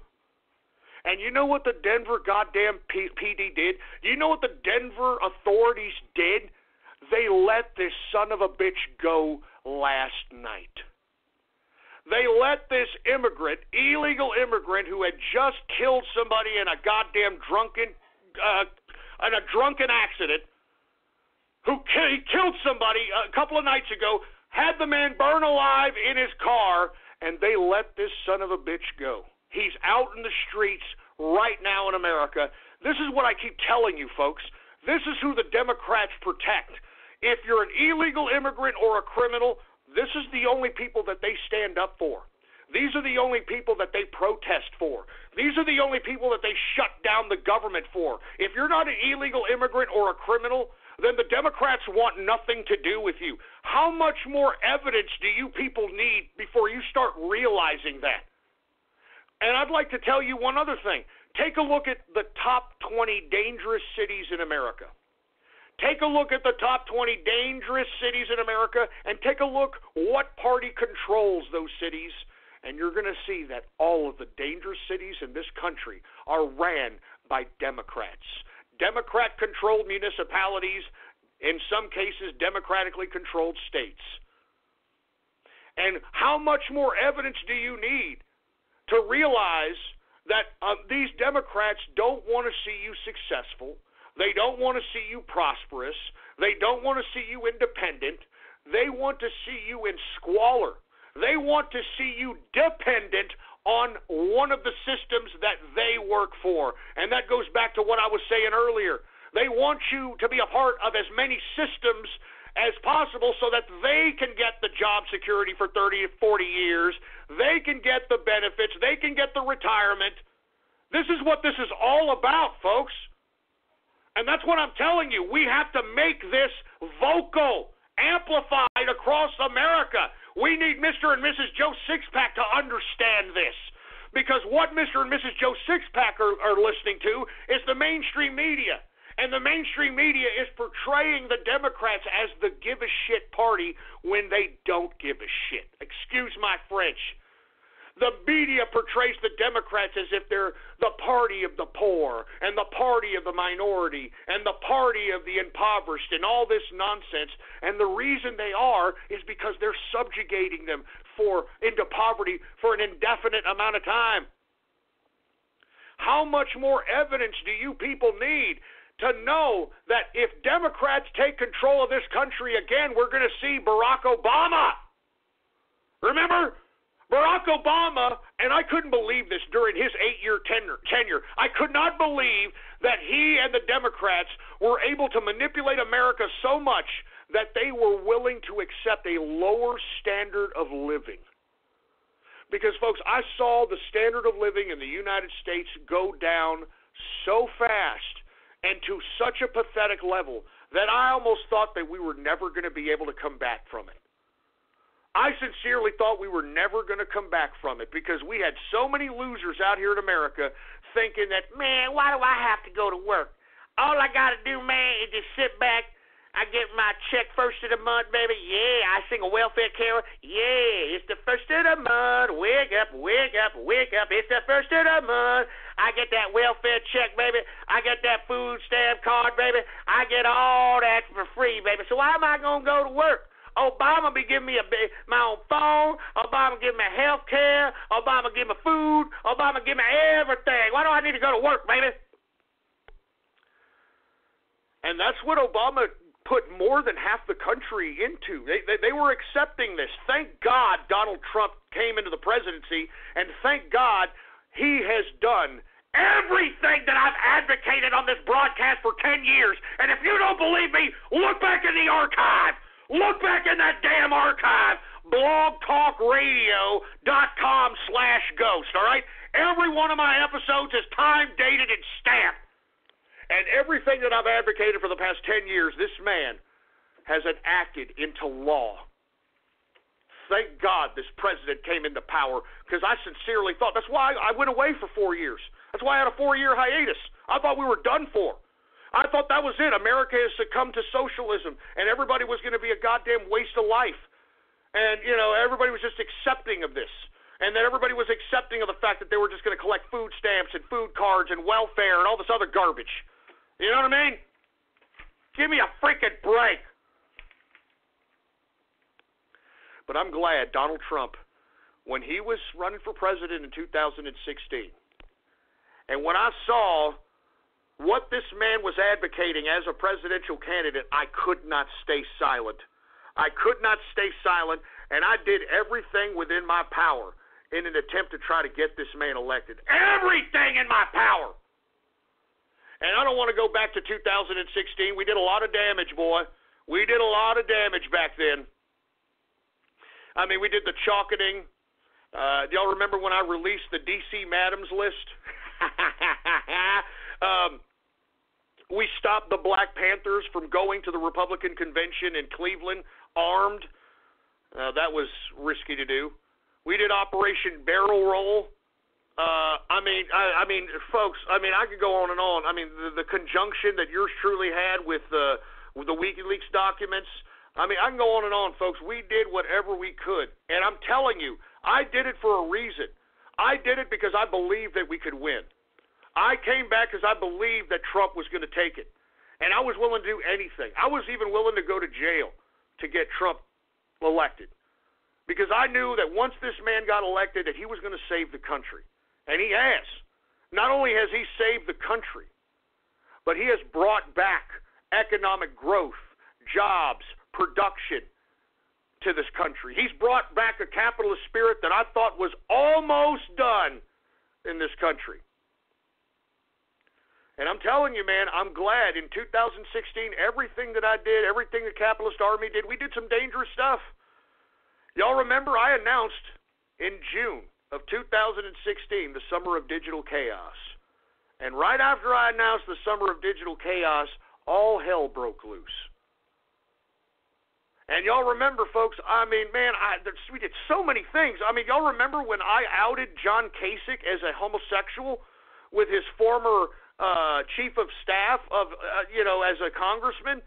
He lived with this man for 10 years of his life in Alexandria, Virginia. Y'all remember that? And then I posted the Twitter address of his I think I blatantly believe that he's a homosexual. That's why they don't want to say anything. That's why that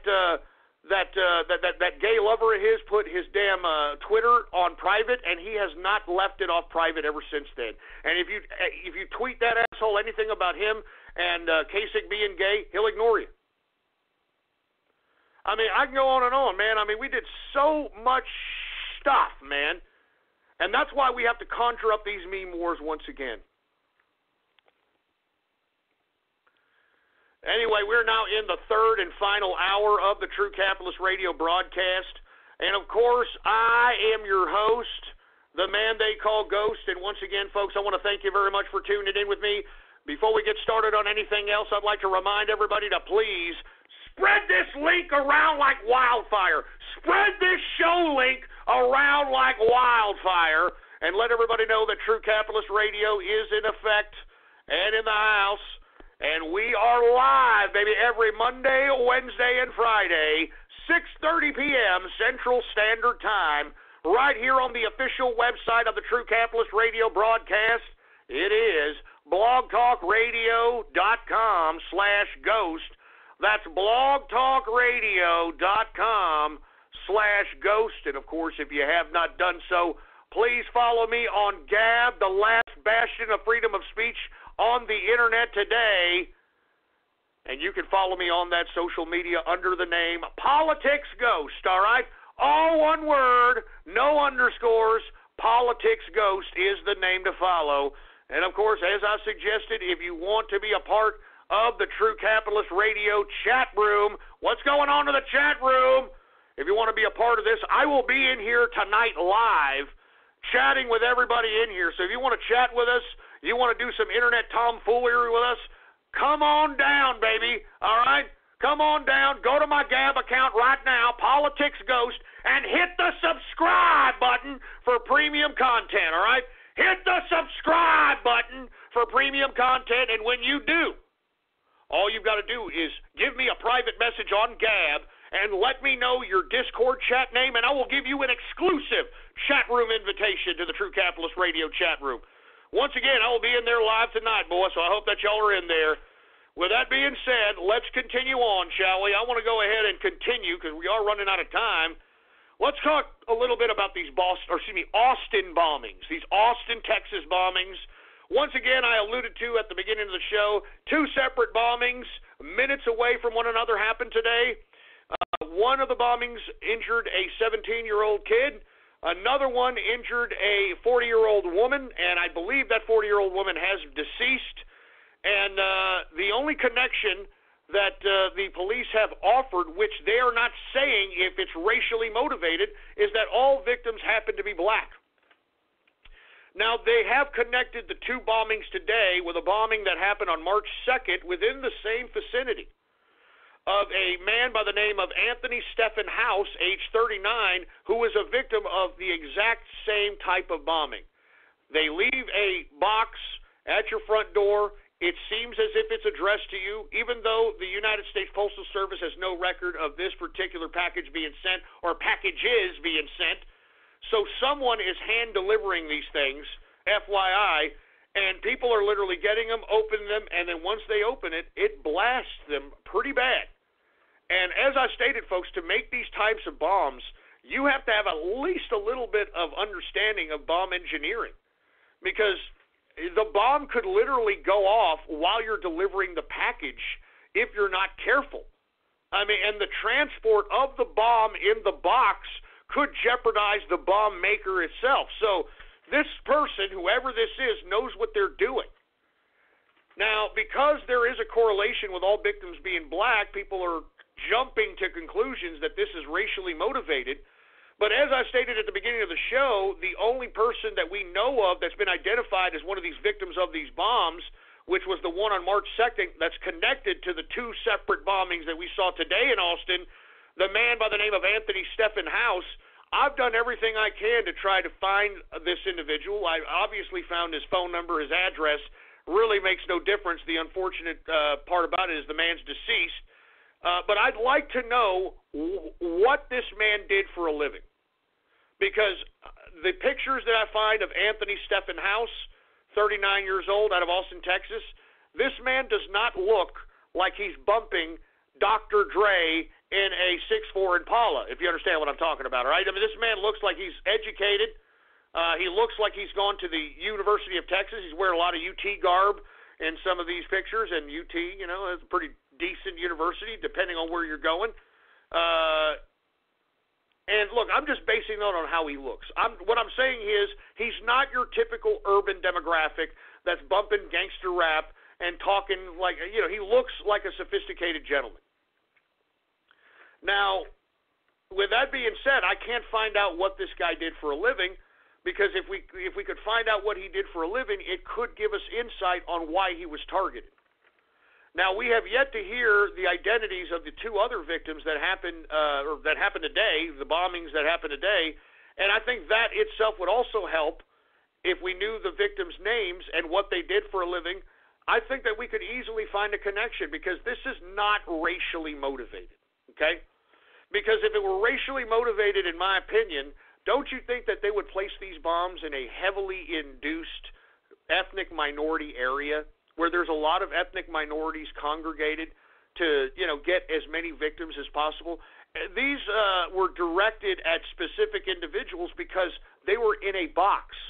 And whoever was to open that box was going to be the individual that was deceased or maimed or worse. So obviously this is not an act of terrorism in the sense of an act of directed violence utilizing a bomb as a means of destruction. Now, the reason I have nothing but questions here, because they haven't been very forthcoming about what's happened, who these people are, you know, any kind of pertinent information that could give the public some insight that they could do their own investigative work and find what the cops aren't finding. But one thing I do find interesting, and that's why I wanted to know what Anthony Stephen House did for a living at age 39, and if it had anything to do with biology, chemistry, anything to that capacity, anything military research-wise, something to that capacity. And the reason I'm suggesting this, I'm going on a hunch, okay? This is a hunch here. There was a CDC employee about 2 weeks ago who called into work. Actually, he was at work, and he started feeling sick and said, you know what, I'm going to go home early. I don't feel good. So he goes home and never heard from again. They go and check his house. They find everything there, his wallet, his car, everything's there. This guy just up and vanished. And this man was black. So I'm not suggesting anything. I think we need more information because there's a lack of information happening here. All right? Okay. Oh, wait a minute. I think the engineer the engineer just got the information. How the hell did you get this, engineer? All right. Well, thanks to the engineer. How the hell do you know how to dox, engineer? All right. Well, I love you too. Anyway, I have got the information right off the hot wire, straight from the engineer. His Twitter I have found, and I haven't looked at it, so I'm going to look at it right now. His Twitter is Stephen_House. Stephen_House. Let me go ahead and try to look this up on here because this is right off the hot wire. I mean, we got the engineer doing some goddamn investigative work out here. Thanks a lot, engineer. I appreciate it. All right, let's see what we have here for Stephen House. Here we are. Here we are. We have Stephen House, Chief Fund Advisor for House Capital Management. Chief CTA to the HCM Absolute Fund, tweeting commentary related to the global and domestic derivatives market. Interesting. Okay. Well, that pretty much puts a kibosh on my hunch that he may have had something to do with chemistry, biology, or something of that capacity. But as I look through his Twitter, there's a lot of interesting posts that this guy has posted. He's got something on here. His last post on February 27th was a link to a YouTube video on how to make an ammonia generator. Okay? He's got another tweet, why Paris Denard needs to catch the fade in the worst possible way. I'm assuming that he is, I don't know, making fun of... I'm assuming this guy's a Trump guy. I don't know. And he obviously doesn't like, I don't know, maybe he's anti-Trump. Maybe he's an anti-Trump guy, anti-Trumper here. He tweets at somebody by the name of the deplorable Khalif Allah. He says, why is this dick sucker Khalif Allah tweeting? How ignorant and uninformed can one man be? Take the wool over your eyes, you can't see. So this guy is definitely a leftist. Okay? He's, retweeted something about how to install Kali Linux 2016. Hacking course, learn the complete Kali Linux. How to build a shed. I'm not joking. I'm trying to look for anything. But no, it seems as if this man was a chief fund advisor for House Capital Management. Let's go ahead and do a search for House Capital Management and see what the hell we can gather out of that. Because there's got to be a reason why these people were targeted. I sincerely do not believe that this is some sort of racially motivated terrorism. I refuse to believe that. All right. All right. Here it is. Capital Markets Company Overview of Capital Management House BSC. Excuse me. As of December 31st, 2012, Capital Management House BSC was acquired by Elaf Bank. BSC, Capital Management Houses BSC offers Sharia-compliant... Wait, hold on. Am I reading this right? Sharia-compliant products? What? Hold on. Wait a minute. Hold on just a second. This guy was the chief advisor of Capital Management House, which offers Sharia-compliant products. The company is based out of Manama, Bahrain. Oh, Jesus Christ, man. Okay, this puts a whole other spin on it now, doesn't it? Now this puts a whole other spin on it because this character, Stephen House, the chief fund advisor for House Capital Management offers exclusive Sharia-compliant financial instruments, I'm assuming. And for you guys that want the article for this, here's the Bloomberg Capital Management profile of Stephen, or what the hell's this guy's name again? Oh, Jesus Christ! I got the freaking production notes here. Anthony Stephen House. And here's something else. A number of products and indexes exist to accommodate Sharia-compliant investing. Saturna, as if it's spelling Saturn with an A at the end, Capital provides several Sharia-compliant investment funds.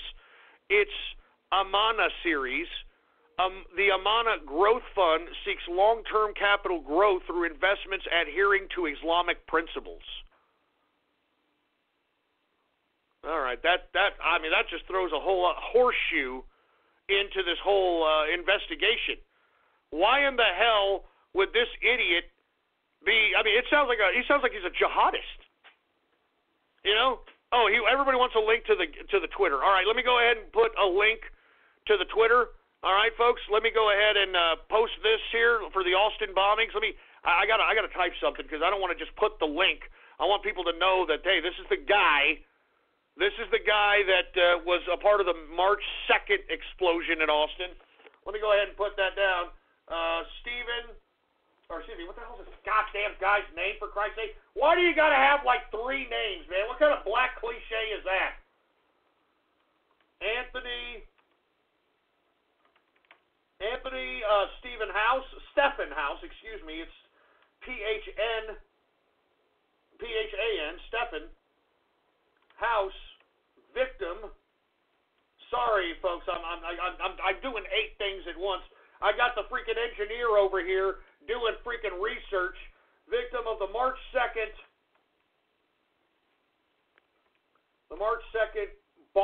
bombing in Austin, Texas. Hey, isn't this cool that we're all investigating with one another, folks? Isn't this fun? This is live, baby. This is live. I mean, this is what we do, man. I'm not joking around. Remember when the damn the coup in Turkey happened, and we started investigating, and we started realizing, hey, this guy threw it on himself. It's what we do here, baby. Here's the Twitter, all right? Here it is right here, Stephen House's Twitter. Anthony Stephen House. There it is. There's his Twitter. Now, I don't know what to say. This throws a whole new spin on these Austin bombings, man. Because now that they're all black, all right, I have no idea, man. Hold on just a second. I'm trying to listen to the engineer here. I can barely read his writing. Heavily stated he worked for Texas quarries. He had a wife and an 8-year-old daughter. Man claiming to be his brother, Norwell Waywood, is following him and followed him. Brother has set up a GoFundMe about 6 days ago. So this guy, Norwell Waywood, let's go ahead and see if we can find the GoFundMe. I mean, the reason that I'm doing this is because, folks, I want to know what the hell's going on. That's my town over there in Austin, Texas.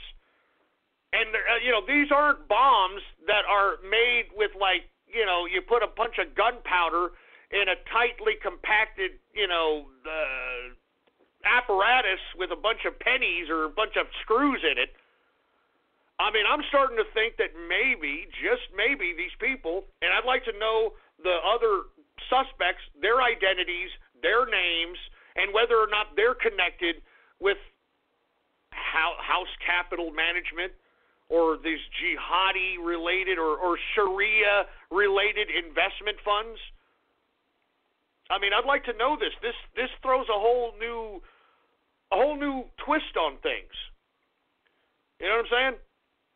And the reason that I suggest this is because maybe, and you know how these jihadis are, they'll kill each other. And because most of the people are actually all the victims are black, and if they're connected to this fund to some capacity, I think that that's something that needs to be done. People are telling me that he follows Trump and his cabinet. He also follows Black Lives Matter and every other political news network. Yeah, I'm looking at it. He's following people like I Hate Crackers and your typical your typical goddamn garbage, man. So, yeah, he's definitely a leftist, targeted for some reason, and because he belongs to a Sharia-compliant fund, I mean, I don't know what to say about that. That's very interesting to say the least. Now, once again, the person's Twitter that I just posted was the victim of the March 2nd bombing in Austin, Texas, that is connected, according to Austin PD and other authorities out there, to the two bombings that happened today. So, very interesting. I'm going to go ahead and look up Texas Quarries, because the engineer said something about Texas Quarries being affiliated with this man. All right, now here's Texas Quarries. What the hell are these idiots doing? Welcome to Texas Quarries. Texas Quarries has provided distinct Texas limestone since 1929, operating 2 quarries and a modern fabricating facility near Austin, Texas, with a customer list that includes clients from New York to California and from Canada to Japan. Texas Quarries is a superlative craftsmanship and a unique limestone and variety. Yeah, okay, we get it. Is there a About Us out here or what? They don't have an About Us? Of course they don't, man. I mean, what if I'm a freaking customer? What if I'm a freaking customer? There's the About Us. Where is it? Texas Quarry has provided distinct Texas limestone since 1929, operating 2. You're saying the same garbage that you said on your homepage. Good God, man. Anyway, folks, look, I got to do some more investigating on this. And if you're listening, I would strongly advise you to do it. This has everything to do with these bombings in Austin. I'm starting to believe now that this guy is a part of some kind of a freaking jihadi fund, because, I mean, a Sharia-compliant goddamn fund. I mean, give me a break, man.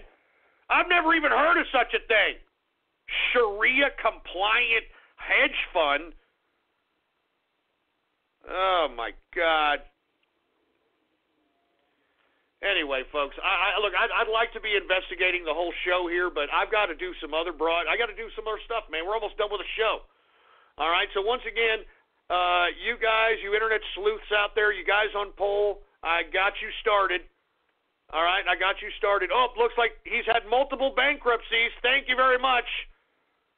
Here, let me go ahead and repost this by Liberty Capitalist. He's had multiple bankruptcies, so that makes some sense. So he may have been a little desperate, may have, done something that wasn't in the favor of Sharia.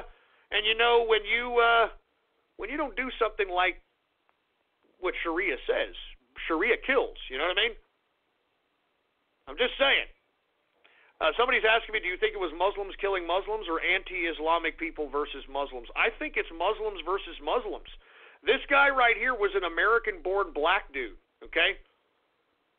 This guy was an American-born black dude that all of a sudden miraculously started working for a Sharia-compliant hedge fund that sells Sharia-compliant financial instruments that's out of Bahrain, for heaven's sake. Now, somebody did forward me, and thanks a lot, engineer, once again, a freaking article by Heavy. Heavy just put out this article on the 3rd. They're trying to claim that it is a hate crime, so I'm going to go ahead and read what they have to say here. It says, Anthony Stephen House was killed after a package arrived at his home, exploded on March 2nd. 39 lived in Harris Ridge neighborhood in Austin, Texas. A package that arrived at his home in the early morning hours contained a device that exploded when the package was opened. House was rushed to a nearby hospital in critical condition, but pronounced dead an hour later, according to Fox News. Since House's death, there's been 2 more explosions in Austin, both Monday, March 12th. According to authorities, all packages have been hand-delivered to the front doors of the people's homes. Police are also looking at surveillance video in the neighborhoods in hopes of being able to identify the suspect. Now, let's see why they believe it's a hate crime. It says, here's what you need to know. 2 or more explosions in Austin, Texas are connected, according to police, who say it could be hate crimes. Could be. But they are not saying it is. I saw the damn press conference, Heavy, you damn leftist trash. 2, police originally wondered if House had constructed the device himself, but have since ruled that out. Now, why in the hell would they think that he made the device himself? Why in the hell would you think that he made the device himself? Because why? He belongs to a goddamn Sharia-compliant capital management fund. That's why. But they concluded that it wasn't him. 3. Now, here where it comes. I'm glad Heavy at least has given some information. He graduated from Texas State University and worked as project manager at Texas Quarries. That's not what he's putting on his goddamn Twitter account. On his Twitter account, he's saying he's chief fund advisor for House Capital. His last tweet was February 27th. Wasn't that long ago. According to his Facebook page, House worked as a senior project manager for Texas Quarries, a company that supplies Texas limestones. Yeah, we already read about that. House has held this position since 2015. According to his LinkedIn page, he has worked on projects for companies including Toyota One North American Headquarters, UT Education and Engineering School, and UT Robert Rowland Hall, whatever the hell that means. Before that, House worked as a senior project manager at ETBC Contractors. The job description reads, lead project manager within Southwest United States region, overseeing large industrial building construction and installations. House worked at that company for 7 years. His previous jobs include, quote, hedge fund manager at House Capital Management from 2003 to 2009. Although he had that on his, he has it now. And his Twitter, it was made on 2009. Something doesn't smell right, man. He is survived by his wife and 8-year-old daughter. His brother, Wayne Wood, told Heavy that House was a proud father of an 8-year-old daughter whom he loved more than life. He also said that House was happily married to a woman who works as an elementary school teacher. House was the president of the Homeowners Association of his neighborhood. Oh! Well, there's another motive right there. He was the president of the Homeowners Association of the neighborhood. Now, aren't these other bombings not too far away from each other? I don't know. There's just you got to look at everything. Remember, the police have more information than we do. We're just trying to put pieces together because the police never tell us jack. And to be honest with you, most of the time it's internet sleuths that provide more information than the cops' investigations, for Christ's sake, man. All right? 5, his funeral was held on March 10th.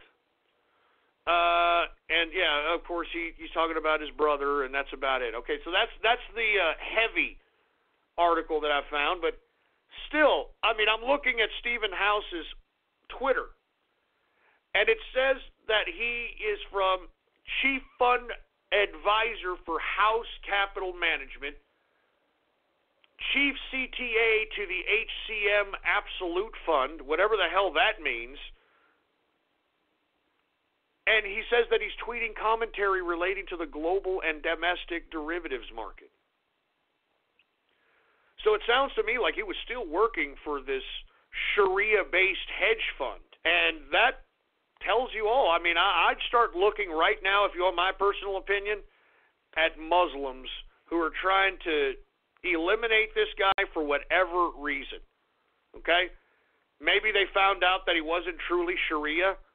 Maybe they found out that he liked to drink. Maybe they found. I'm not kidding. This is why they kill you, man.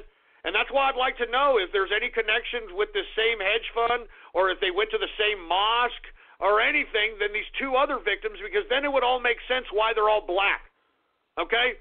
Because I'll be damned if the narrative that the goddamn mainstream media is going to try to put together is that these Austin bombings were a result of some white supremacy, which is, I'm sure, what these goddamn mainstream media assholes would love to do. So anyway, folks, you've heard the news right here now. If y'all are on poll, if y'all are investigating, by all means, go ahead and do so. I got to continue with the broadcast here. But, this guy was a heavy leftist and an Islamic leftist at that. All right? Now, somebody did post a Nation of Islam mosque that is an African. It could be. I don't know. We got to keep going with the show. I'd love to talk about this the whole show, but I got a bunch of stuff to talk about, man. And look, we're already 30 minutes left. Good God. Good God. Anyway, I definitely wanted to talk about the March 14th walkout that's happening this Wednesday. And look, I want to be honest with you, and I'm not going to take too long on this. This is why we should not take anyone under the age of 21 seriously, ever, okay? You've got a bunch of brat kids coming out that are going to walk out of school thinking that they're edgy, thinking that they're getting some virtue signal platform, thinking that they're getting attention because they want to take away the Second Amendment. They want to take away an amendment from their Bill of Rights when they're too ignorant to even know what the hell the Bill of Rights is. And on top of that, folks, why are we taking kids seriously anyway? Why are we taking any one of these kids serious? This is the same generation that's bringing us the Tide Pod challenge. And for you folks that are unaware, yeah, these kids are all over the internet. You can look it up for yourself. Put Tide, T-I-D-E, Pod, P-O-D challenge, okay? These people are consuming these little Tide detergent pods. They're eating them. They're smoking them. And this is the youth. This is the same youth that's going to walk out on Wednesday at 10 a.m. This is the same youth that's doing this.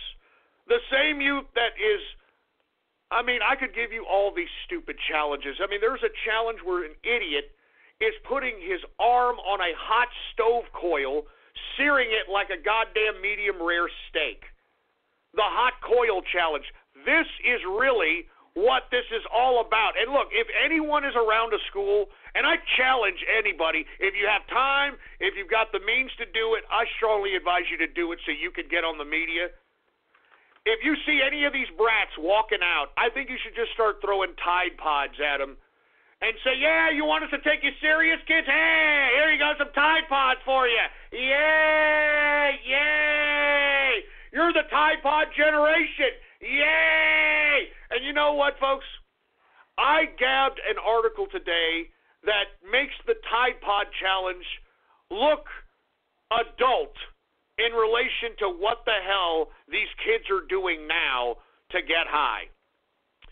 Have y'all ever heard of the choking game, folks? Yeah. The choking game. I remember when we used to choke our own chickens.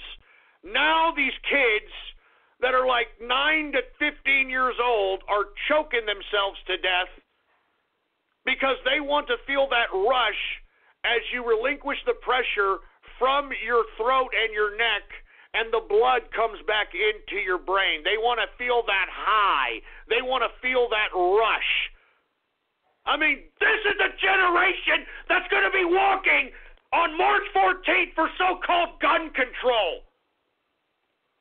The same generation that's out here doing the Tide Pod Challenge and the choking game, for Christ's sake, man. Wake up! We should not be taking these stupid brats seriously. And let me tell you, if you have a little brat that gets up and walks out of school and walks out of class and you know about it, you better punish that little leftist snowflake. You better punish that little brat. And I'm not joking. Good God. Anyway, I was going to talk a little bit about the culture wars and capitalism and stuff. I'm going to talk about that Wednesday. I don't have enough time, folks. All right? I don't have enough time. I do want to talk a little bit about how the media is criticizing the president because there's too much, quote, too much diplomacy happening with North Korea now. First they were bitching at Trump that, no, this is not how you do diplomacy. You don't call his little button. You don't say that about his little button. You don't call him Rocket Man. You're dangerous, Trump. You're using Twitter as foreign policy. You need to use diplomacy. I don't like it, Trump. You're going to get us nuked. You're going to put us in a war, Trump.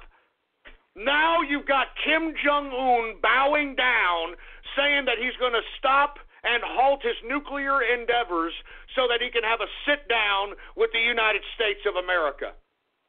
All right? He has done what presidents of past could never, ever do. And look, I'm not saying that peace in the Koreas is going to happen at a snap of a finger. I'm not saying that, it's going to be a panacea. But, folks, what Trump has done in 1 year as president, he's done what presidents couldn't do since Bill Clinton.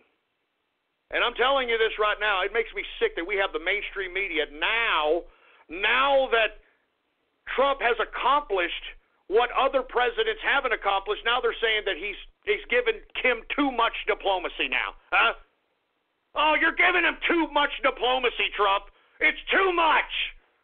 I mean, it makes no goddamn sense. These goddamn media people make me sick, and that's why none of you should ever listen to these people and take them seriously, all right? The mainstream media at this point is an enemy of the people. And if you don't believe me at this point, take a look at the garbage that they're shoving down our throats. Take a look at the racial politics they're shoving down our throats. Take a look at what they're inducing. Do you remember? It was CNN that induced those Black Lives Matter riots.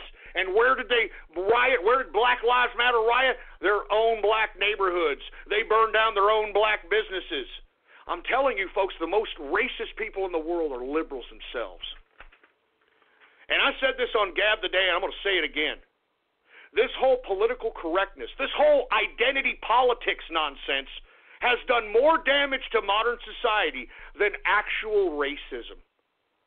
I'm not kidding around, folks. This whole goddamn racial politics where you've got leftists now trying to call out a minority, a mixed breed like Bruno Mars, okay, claiming that he's culturally appropriating for music. I've never heard of such a thing in my goddamn life. Why don't you go ahead and accuse the Rolling Stones of appropriating? Do you know who their biggest influence was? Chuck Berry. Chuck Berry. They culturally appropriated the guitar sound of Chuck Berry and utilized that for their own music. I mean, hell, why don't we not stop there? Why don't we just continue? I mean, it's stupid, folks. It's ridiculous, and that's why I'm saying, man, I'm tired of this political correct identity politics garbage. We need to be as politically incorrect as possible. That's why every time I conduct this broadcast, I'm as politically incorrect as I possibly can. Because that shows freedom of speech, freedom of expression. That's what that shows. It doesn't show that, I shouldn't say this because I don't know.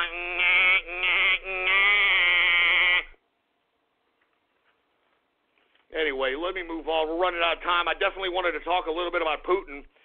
Putin came out yesterday and claimed that the, quote, Jews were responsible for the 2016 meddling in the U.S. elections. I kid you not, that's what he said. And as I stated in the beginning of the show, this was a dog whistle to all these dumb alt-right white nationalist assholes who put Putin on a pedestal back in 2016. All these Alexander Dugin worshiping pieces of alt-right white nationalist trash, this was a dog whistle for them. I guarantee you Andrew Anglin, Chris Cantwell, Richard Spencer, their assholes puckered. I'm not joking. Their assholes puckered into a rosebud asshole when they heard Putin say the Jews in relation to the election meddling of 2016. And if you want my personal opinion, if you want to look at alleged Russian collusion in anything, if you want my opinion, you need to look at Richard Spencer and his whore of a Russian wife. That's who you need to look towards. All right, you need to look at David Duke, who, for whatever reason, is such a badass white supremacist until he goes to Russia and shakes hands with a Jewish Alexander Dugin. Then everything's okay, isn't it? Same thing with Richard Spencer.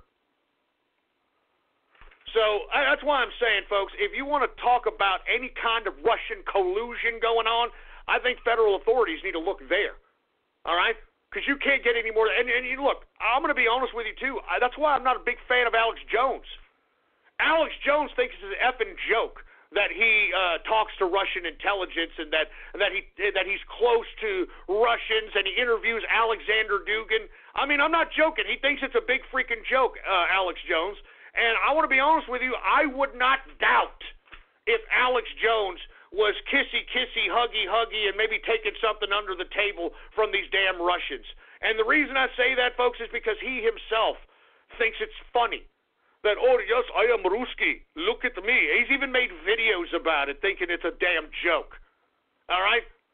He's made videos about it. So all I'm saying is this, okay? All I'm saying is this.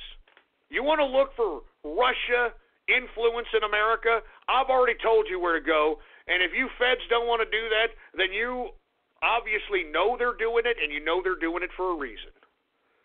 That's all I got to say about that. And look, Putin, you idiot, all right? Your own people don't even want you as leader, all right? And stop stretching your face, Putin. I'm not joking around. You look like a freaking small condom on a big penis. That's what your face looks like, pal, all right? Stop stretching your face, Putin. And by the way, I want to give everybody an update on Operation Spilt Vodka. Believe it or not, folks, we have inspired a viral video meme. And now, I'm going to be honest with you.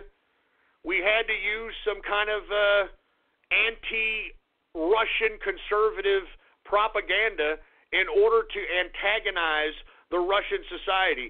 And if you folks haven't seen yet, there are viral videos being put forth by Russians in which they are twerking their asses. Everything from old ladies to girls to gay men. As a matter of fact, there were gay army recruits in the Russian barracks that were hiding their faces, twerking their little fruity twink asses off. And look, I'm going to be honest, is this what Russia has as recruits out here? It looked like a freaking bathhouse, for Christ's sake, man. I'm not even joking. But either way, we have started a twerking revolution in Russia. I'm not kidding around, okay? And look, y'all remember when I always used to say that if you want a gay test, if you want to test if you're gay, that go watch the Benny Benassi video, Satisfaction. Remember I used to always say that? I used to say, watch the Benny Benassi video, Satisfaction, and if that video does nothing for you, then you are gay, okay? If that video does nothing for you as a man, you are gay. You're officially gay. That's all there is to it. Well, I like that song. So, Benny Benassi Satisfaction is being used on all these twerking videos, all right? I'm telling you, Operation Spilt Vodka is a success. It's a success. We are affecting the Russian elections. We are creating angst and discord amongst the goddamn Russian population. Operation Spilt Vodka. And by the way, it was put out by Russian media this week that Putin has taken a 12% slide in popularity in the major cities in Russia. And you want to know why that is? Operation Spilt Vodka. I'm telling you, Putin, you may manipulate your way into the presidency again, but by God, we're going to foment so much angst against your presidency that you're going to do nothing but jail your own people on a perpetual basis. And after you jail so many people, after you kill so many people, people are going to be like, we don't want you as leader anymore, boy. We don't want you as our leader. And I'm telling you, folks, domestically, the Russians don't want Putin as their leader. And by God, if you haven't participated in Operation Spilt Vodka, it's still not too late. You still can do this. You can be a part of history out here. We're being effective, man. Even the Russians had to admit that the United States is meddling in their goddamn Ruski elections because we are. Because we are. Operation Spilt Vodka in full effect. And this is not the only operation that we're going to have in 2018. I guarantee it. This is not the only political operation that we're going to have this year. We're going to do a lot of political damage in 2018. We're going to conjure up the spirit of 2016. By God, if I have to force it my fucking self. I'm not joking. If I'm going to force it myself, I will conjure up the spirit of 2016. It'll be another more summer of digital chaos if I have to unleash it again. I'll have to unleash it again. If I'm going to do it, I'll do it. I'll do it. I love this country, damn it. I love this goddamn president. I love capitalism. And I hate communism. I hate communism. I hate socialism.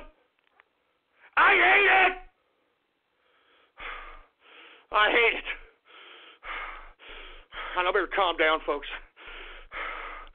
But if you want to participate in Operation Spilt Vodka, you need instructions to do so. Go to my Gab right now.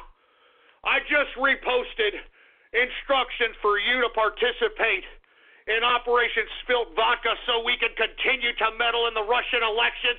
And when these Ruskies come out and they make more accusations that America is meddling into their Russian elections, you'll know that you had something to do with it, that we had something to do with it. Woo!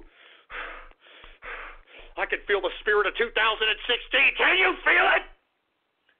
Can you feel the spirit of 2016? God damn it! All right, that's it. I was going to talk about the Pope, but screw that freaking pedophile cult leader. All right? I got about 14 minutes left, all right? I guess it's about that time for everybody's favorite part of the broadcast, and I'm talking about radio graffiti! That's right, folks. Radio graffiti is a part of the broadcast where the spectators become a part of the spectacle. All you got to do is give me a call right now at 563-999-3791. And when I call on your area code, you've got exactly 3 to 4 seconds to say whatever it is that's on your mind. That's why we call this radio graffiti, all right? And by the way, folks, before I get on with radio graffiti, I want to remind everybody that I will be in the True Capitalist Radio chat room. All right, and if you want to be a part of the True Capitalist Radio chat room, all you've got to do is go to my Gab right now, Politics Ghost, all one word, no underscores, and hit the subscribe button for premium content. Hit the subscribe button for premium content. And once you do, give me a Gab private message with your Discord chat name, and I will give you an exclusive invitation to the True Capitalist Radio chat room. By God, I can feel the spirit of 2016 coming upon us. Anyway, let's get to radio graffiti. Do we got any radio graffiti calls to be had, engineer? All right. Well, let's get to some radio graffiti calls right now. How about anonymous radio graffiti?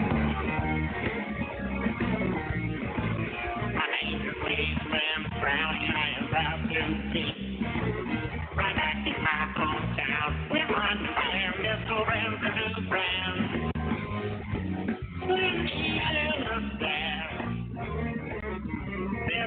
Wait, hold on, just a second. Hold on, shut that crap off. Did you put the Cleveland Brown theme with Stevie Ray Vaughan, you musical blasphemous piece of shit?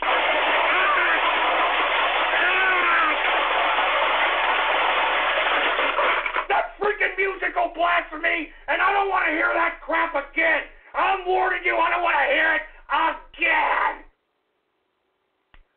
Freaking Stevie Ray Brown, for Christ's sake, give me the mic.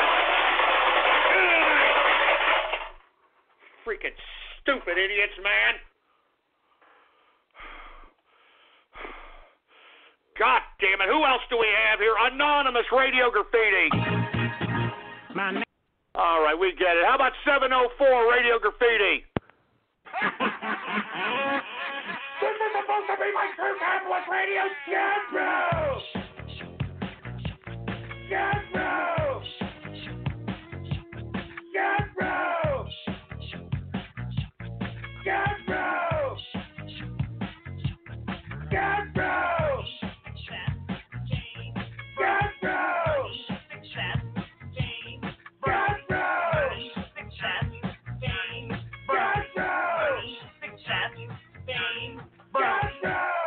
So if you want to come kick back with us, I will be live voice chatting in the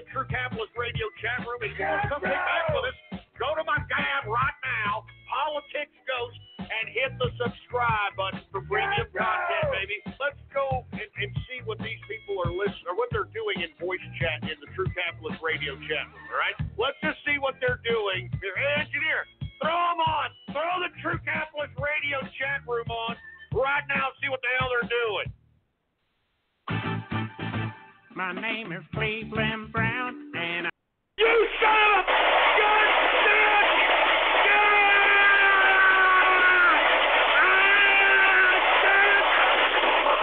I'm sick of that crap, man! I'll end this damn broadcast if I hear that crap again! Stop that shit! I'm serious! Stop that crap! Good God, man! Stop the Cleveland Brown crap and stop with the damn remixes, man! How many remixes are there of me out there on the internet, for Christ's sake? Good God, give me the mic!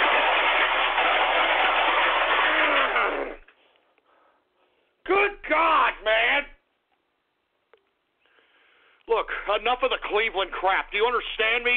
Enough of this garbage. 256 Radio Graffiti. We got Boogie Radio Graffiti. I'm the boss of me. I'm the boss of me. I do so much cocaine and my brain doesn't work. I do so much cocaine and my brain doesn't work. True Capitalist Radio. He rants about you and other YouTubers a lot. Do I know Ghost from True Capitalist Radio? This guy is such a fucking snowflake. Me just existing triggers this guy. What a fucking snowflake that just me existing upsets you. I don't even know who you are. And you're still upset that I just exist. That's how... Yeah, you know what? And for you folks, that was a recording of Boogie. He was talking about yours truly because he heard the rant I said about him and his wife, and he really wasn't happy about it. He was turning red-faced. You could tell he was trying to laugh it off when he was truly dying inside. Look, Boogie, the reason that you piss me off and your mere existence pisses me off is because we have people who have been taken away before their time, who are geniuses, who accomplished things in life that contributed to human society, that invented things, that invented cures for things, that created beautiful music and literature and movies and everything. And yet God allows your fat, useless ass to waddle your ass around the face of the earth. So yeah, I'm a little pissed that you exist because I don't think people like you should exist. Stupid, ridiculous, oh, poor me, oh, poor me, oh, poor me. Can you give me some money? Poor me, I'm fat, I'm suicidal. Poor me, Shut up, Boogie, all right? Just shut up and continue to piss everybody off by acting like, oh, poor me, I need help. My life is a fat ass. Oh. We see the pictures of your fat ass blending Mountain Dew with Doritos in a blender, you idiot. All right? Don't try to get any sympathy off me. 352 Radio Graffiti.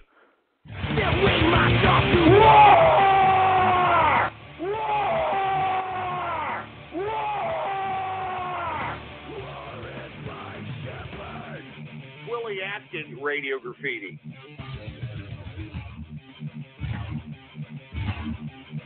Hey, Alex! Stop! Don't you dare try to take away my bronies, you piece of crap! You understand that? Don't you dare! You want to take away my bronies, we'll take you to war, alright? We'll take you to war! No, wait a minute. I didn't say I was going to take Alex Jones for no goddamn brony. Shut up! Alright? Hey, this asshole called my goddamn broadcast wanting a piece of me, and I'm telling you, Alex Jones, you want to go to war? I'll take you to war! I'll take you to war! War! Jesus Christ, 352 Radio Graffiti. Seriously, Samsung. Radio Graffiti. I've got your goddamn be its fucking name. War! You want a war? We'll take you to be its fucking name. War. Alright?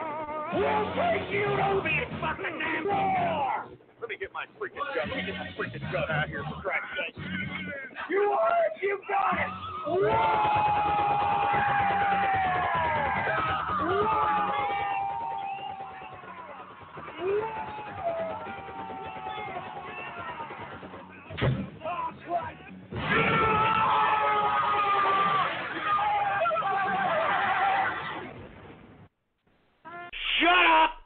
Shut up! First of all, don't make light of this war situation between me and Alex Jones. And secondly, don't talk about Vietnam. I don't know how many times I'm going to tell you morons that. 305 Radio Graffiti, goddammit. War! We'll take you to war, all right? You want it? You got it. War!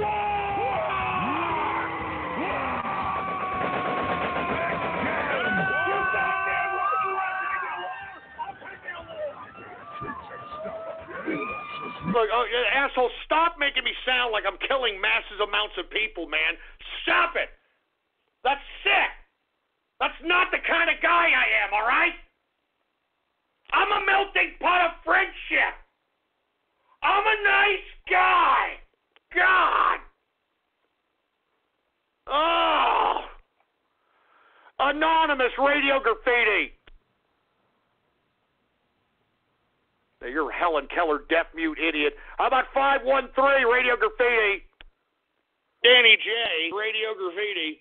We've got I Am Stupid. I Am Stupid. Stupid. Stupid.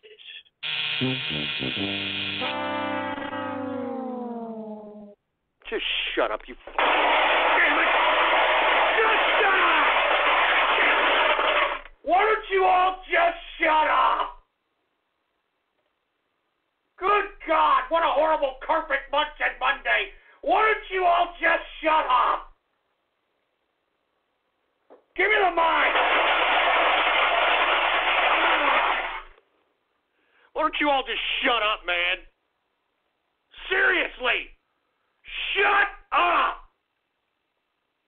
352 Radio Graffiti. Got Rafa Capitalist, Radio Graffiti. Yay! Yay! Spaghetti! Yay! Uh-oh. Ow! There. 2 hours later. Somebody touch my spaghetti! Mine too! Mine's gone! And my chair is broken too! Someone is in this house! You talking about my goddamn 3,000 square foot home, boy? Oh, Christ!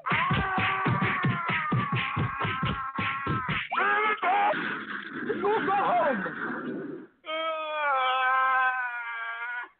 Oh, gee, what the hell was that? What the hell? Oh, God, what the hell? What is this crap? What the hell is this garbage, man? Oh, God. Give me the mic, man.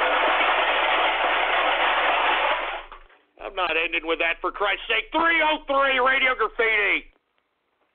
Now, repent now. I know your mustache is cool. You got little gold frame glasses. You scare me so bad.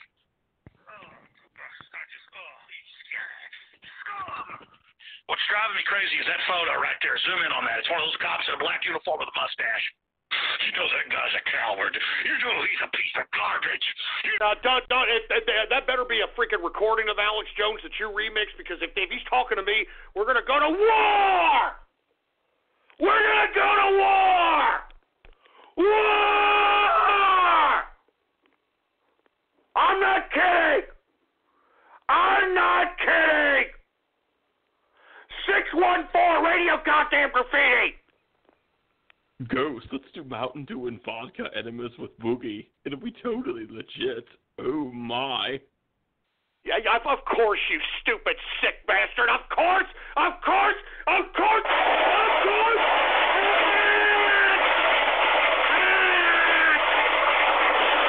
I'm tired of this carpet munching Monday. I'm done with this crap. You people will be lucky if I come back on Wednesday. You'll be lucky if I come back on Wednesday after they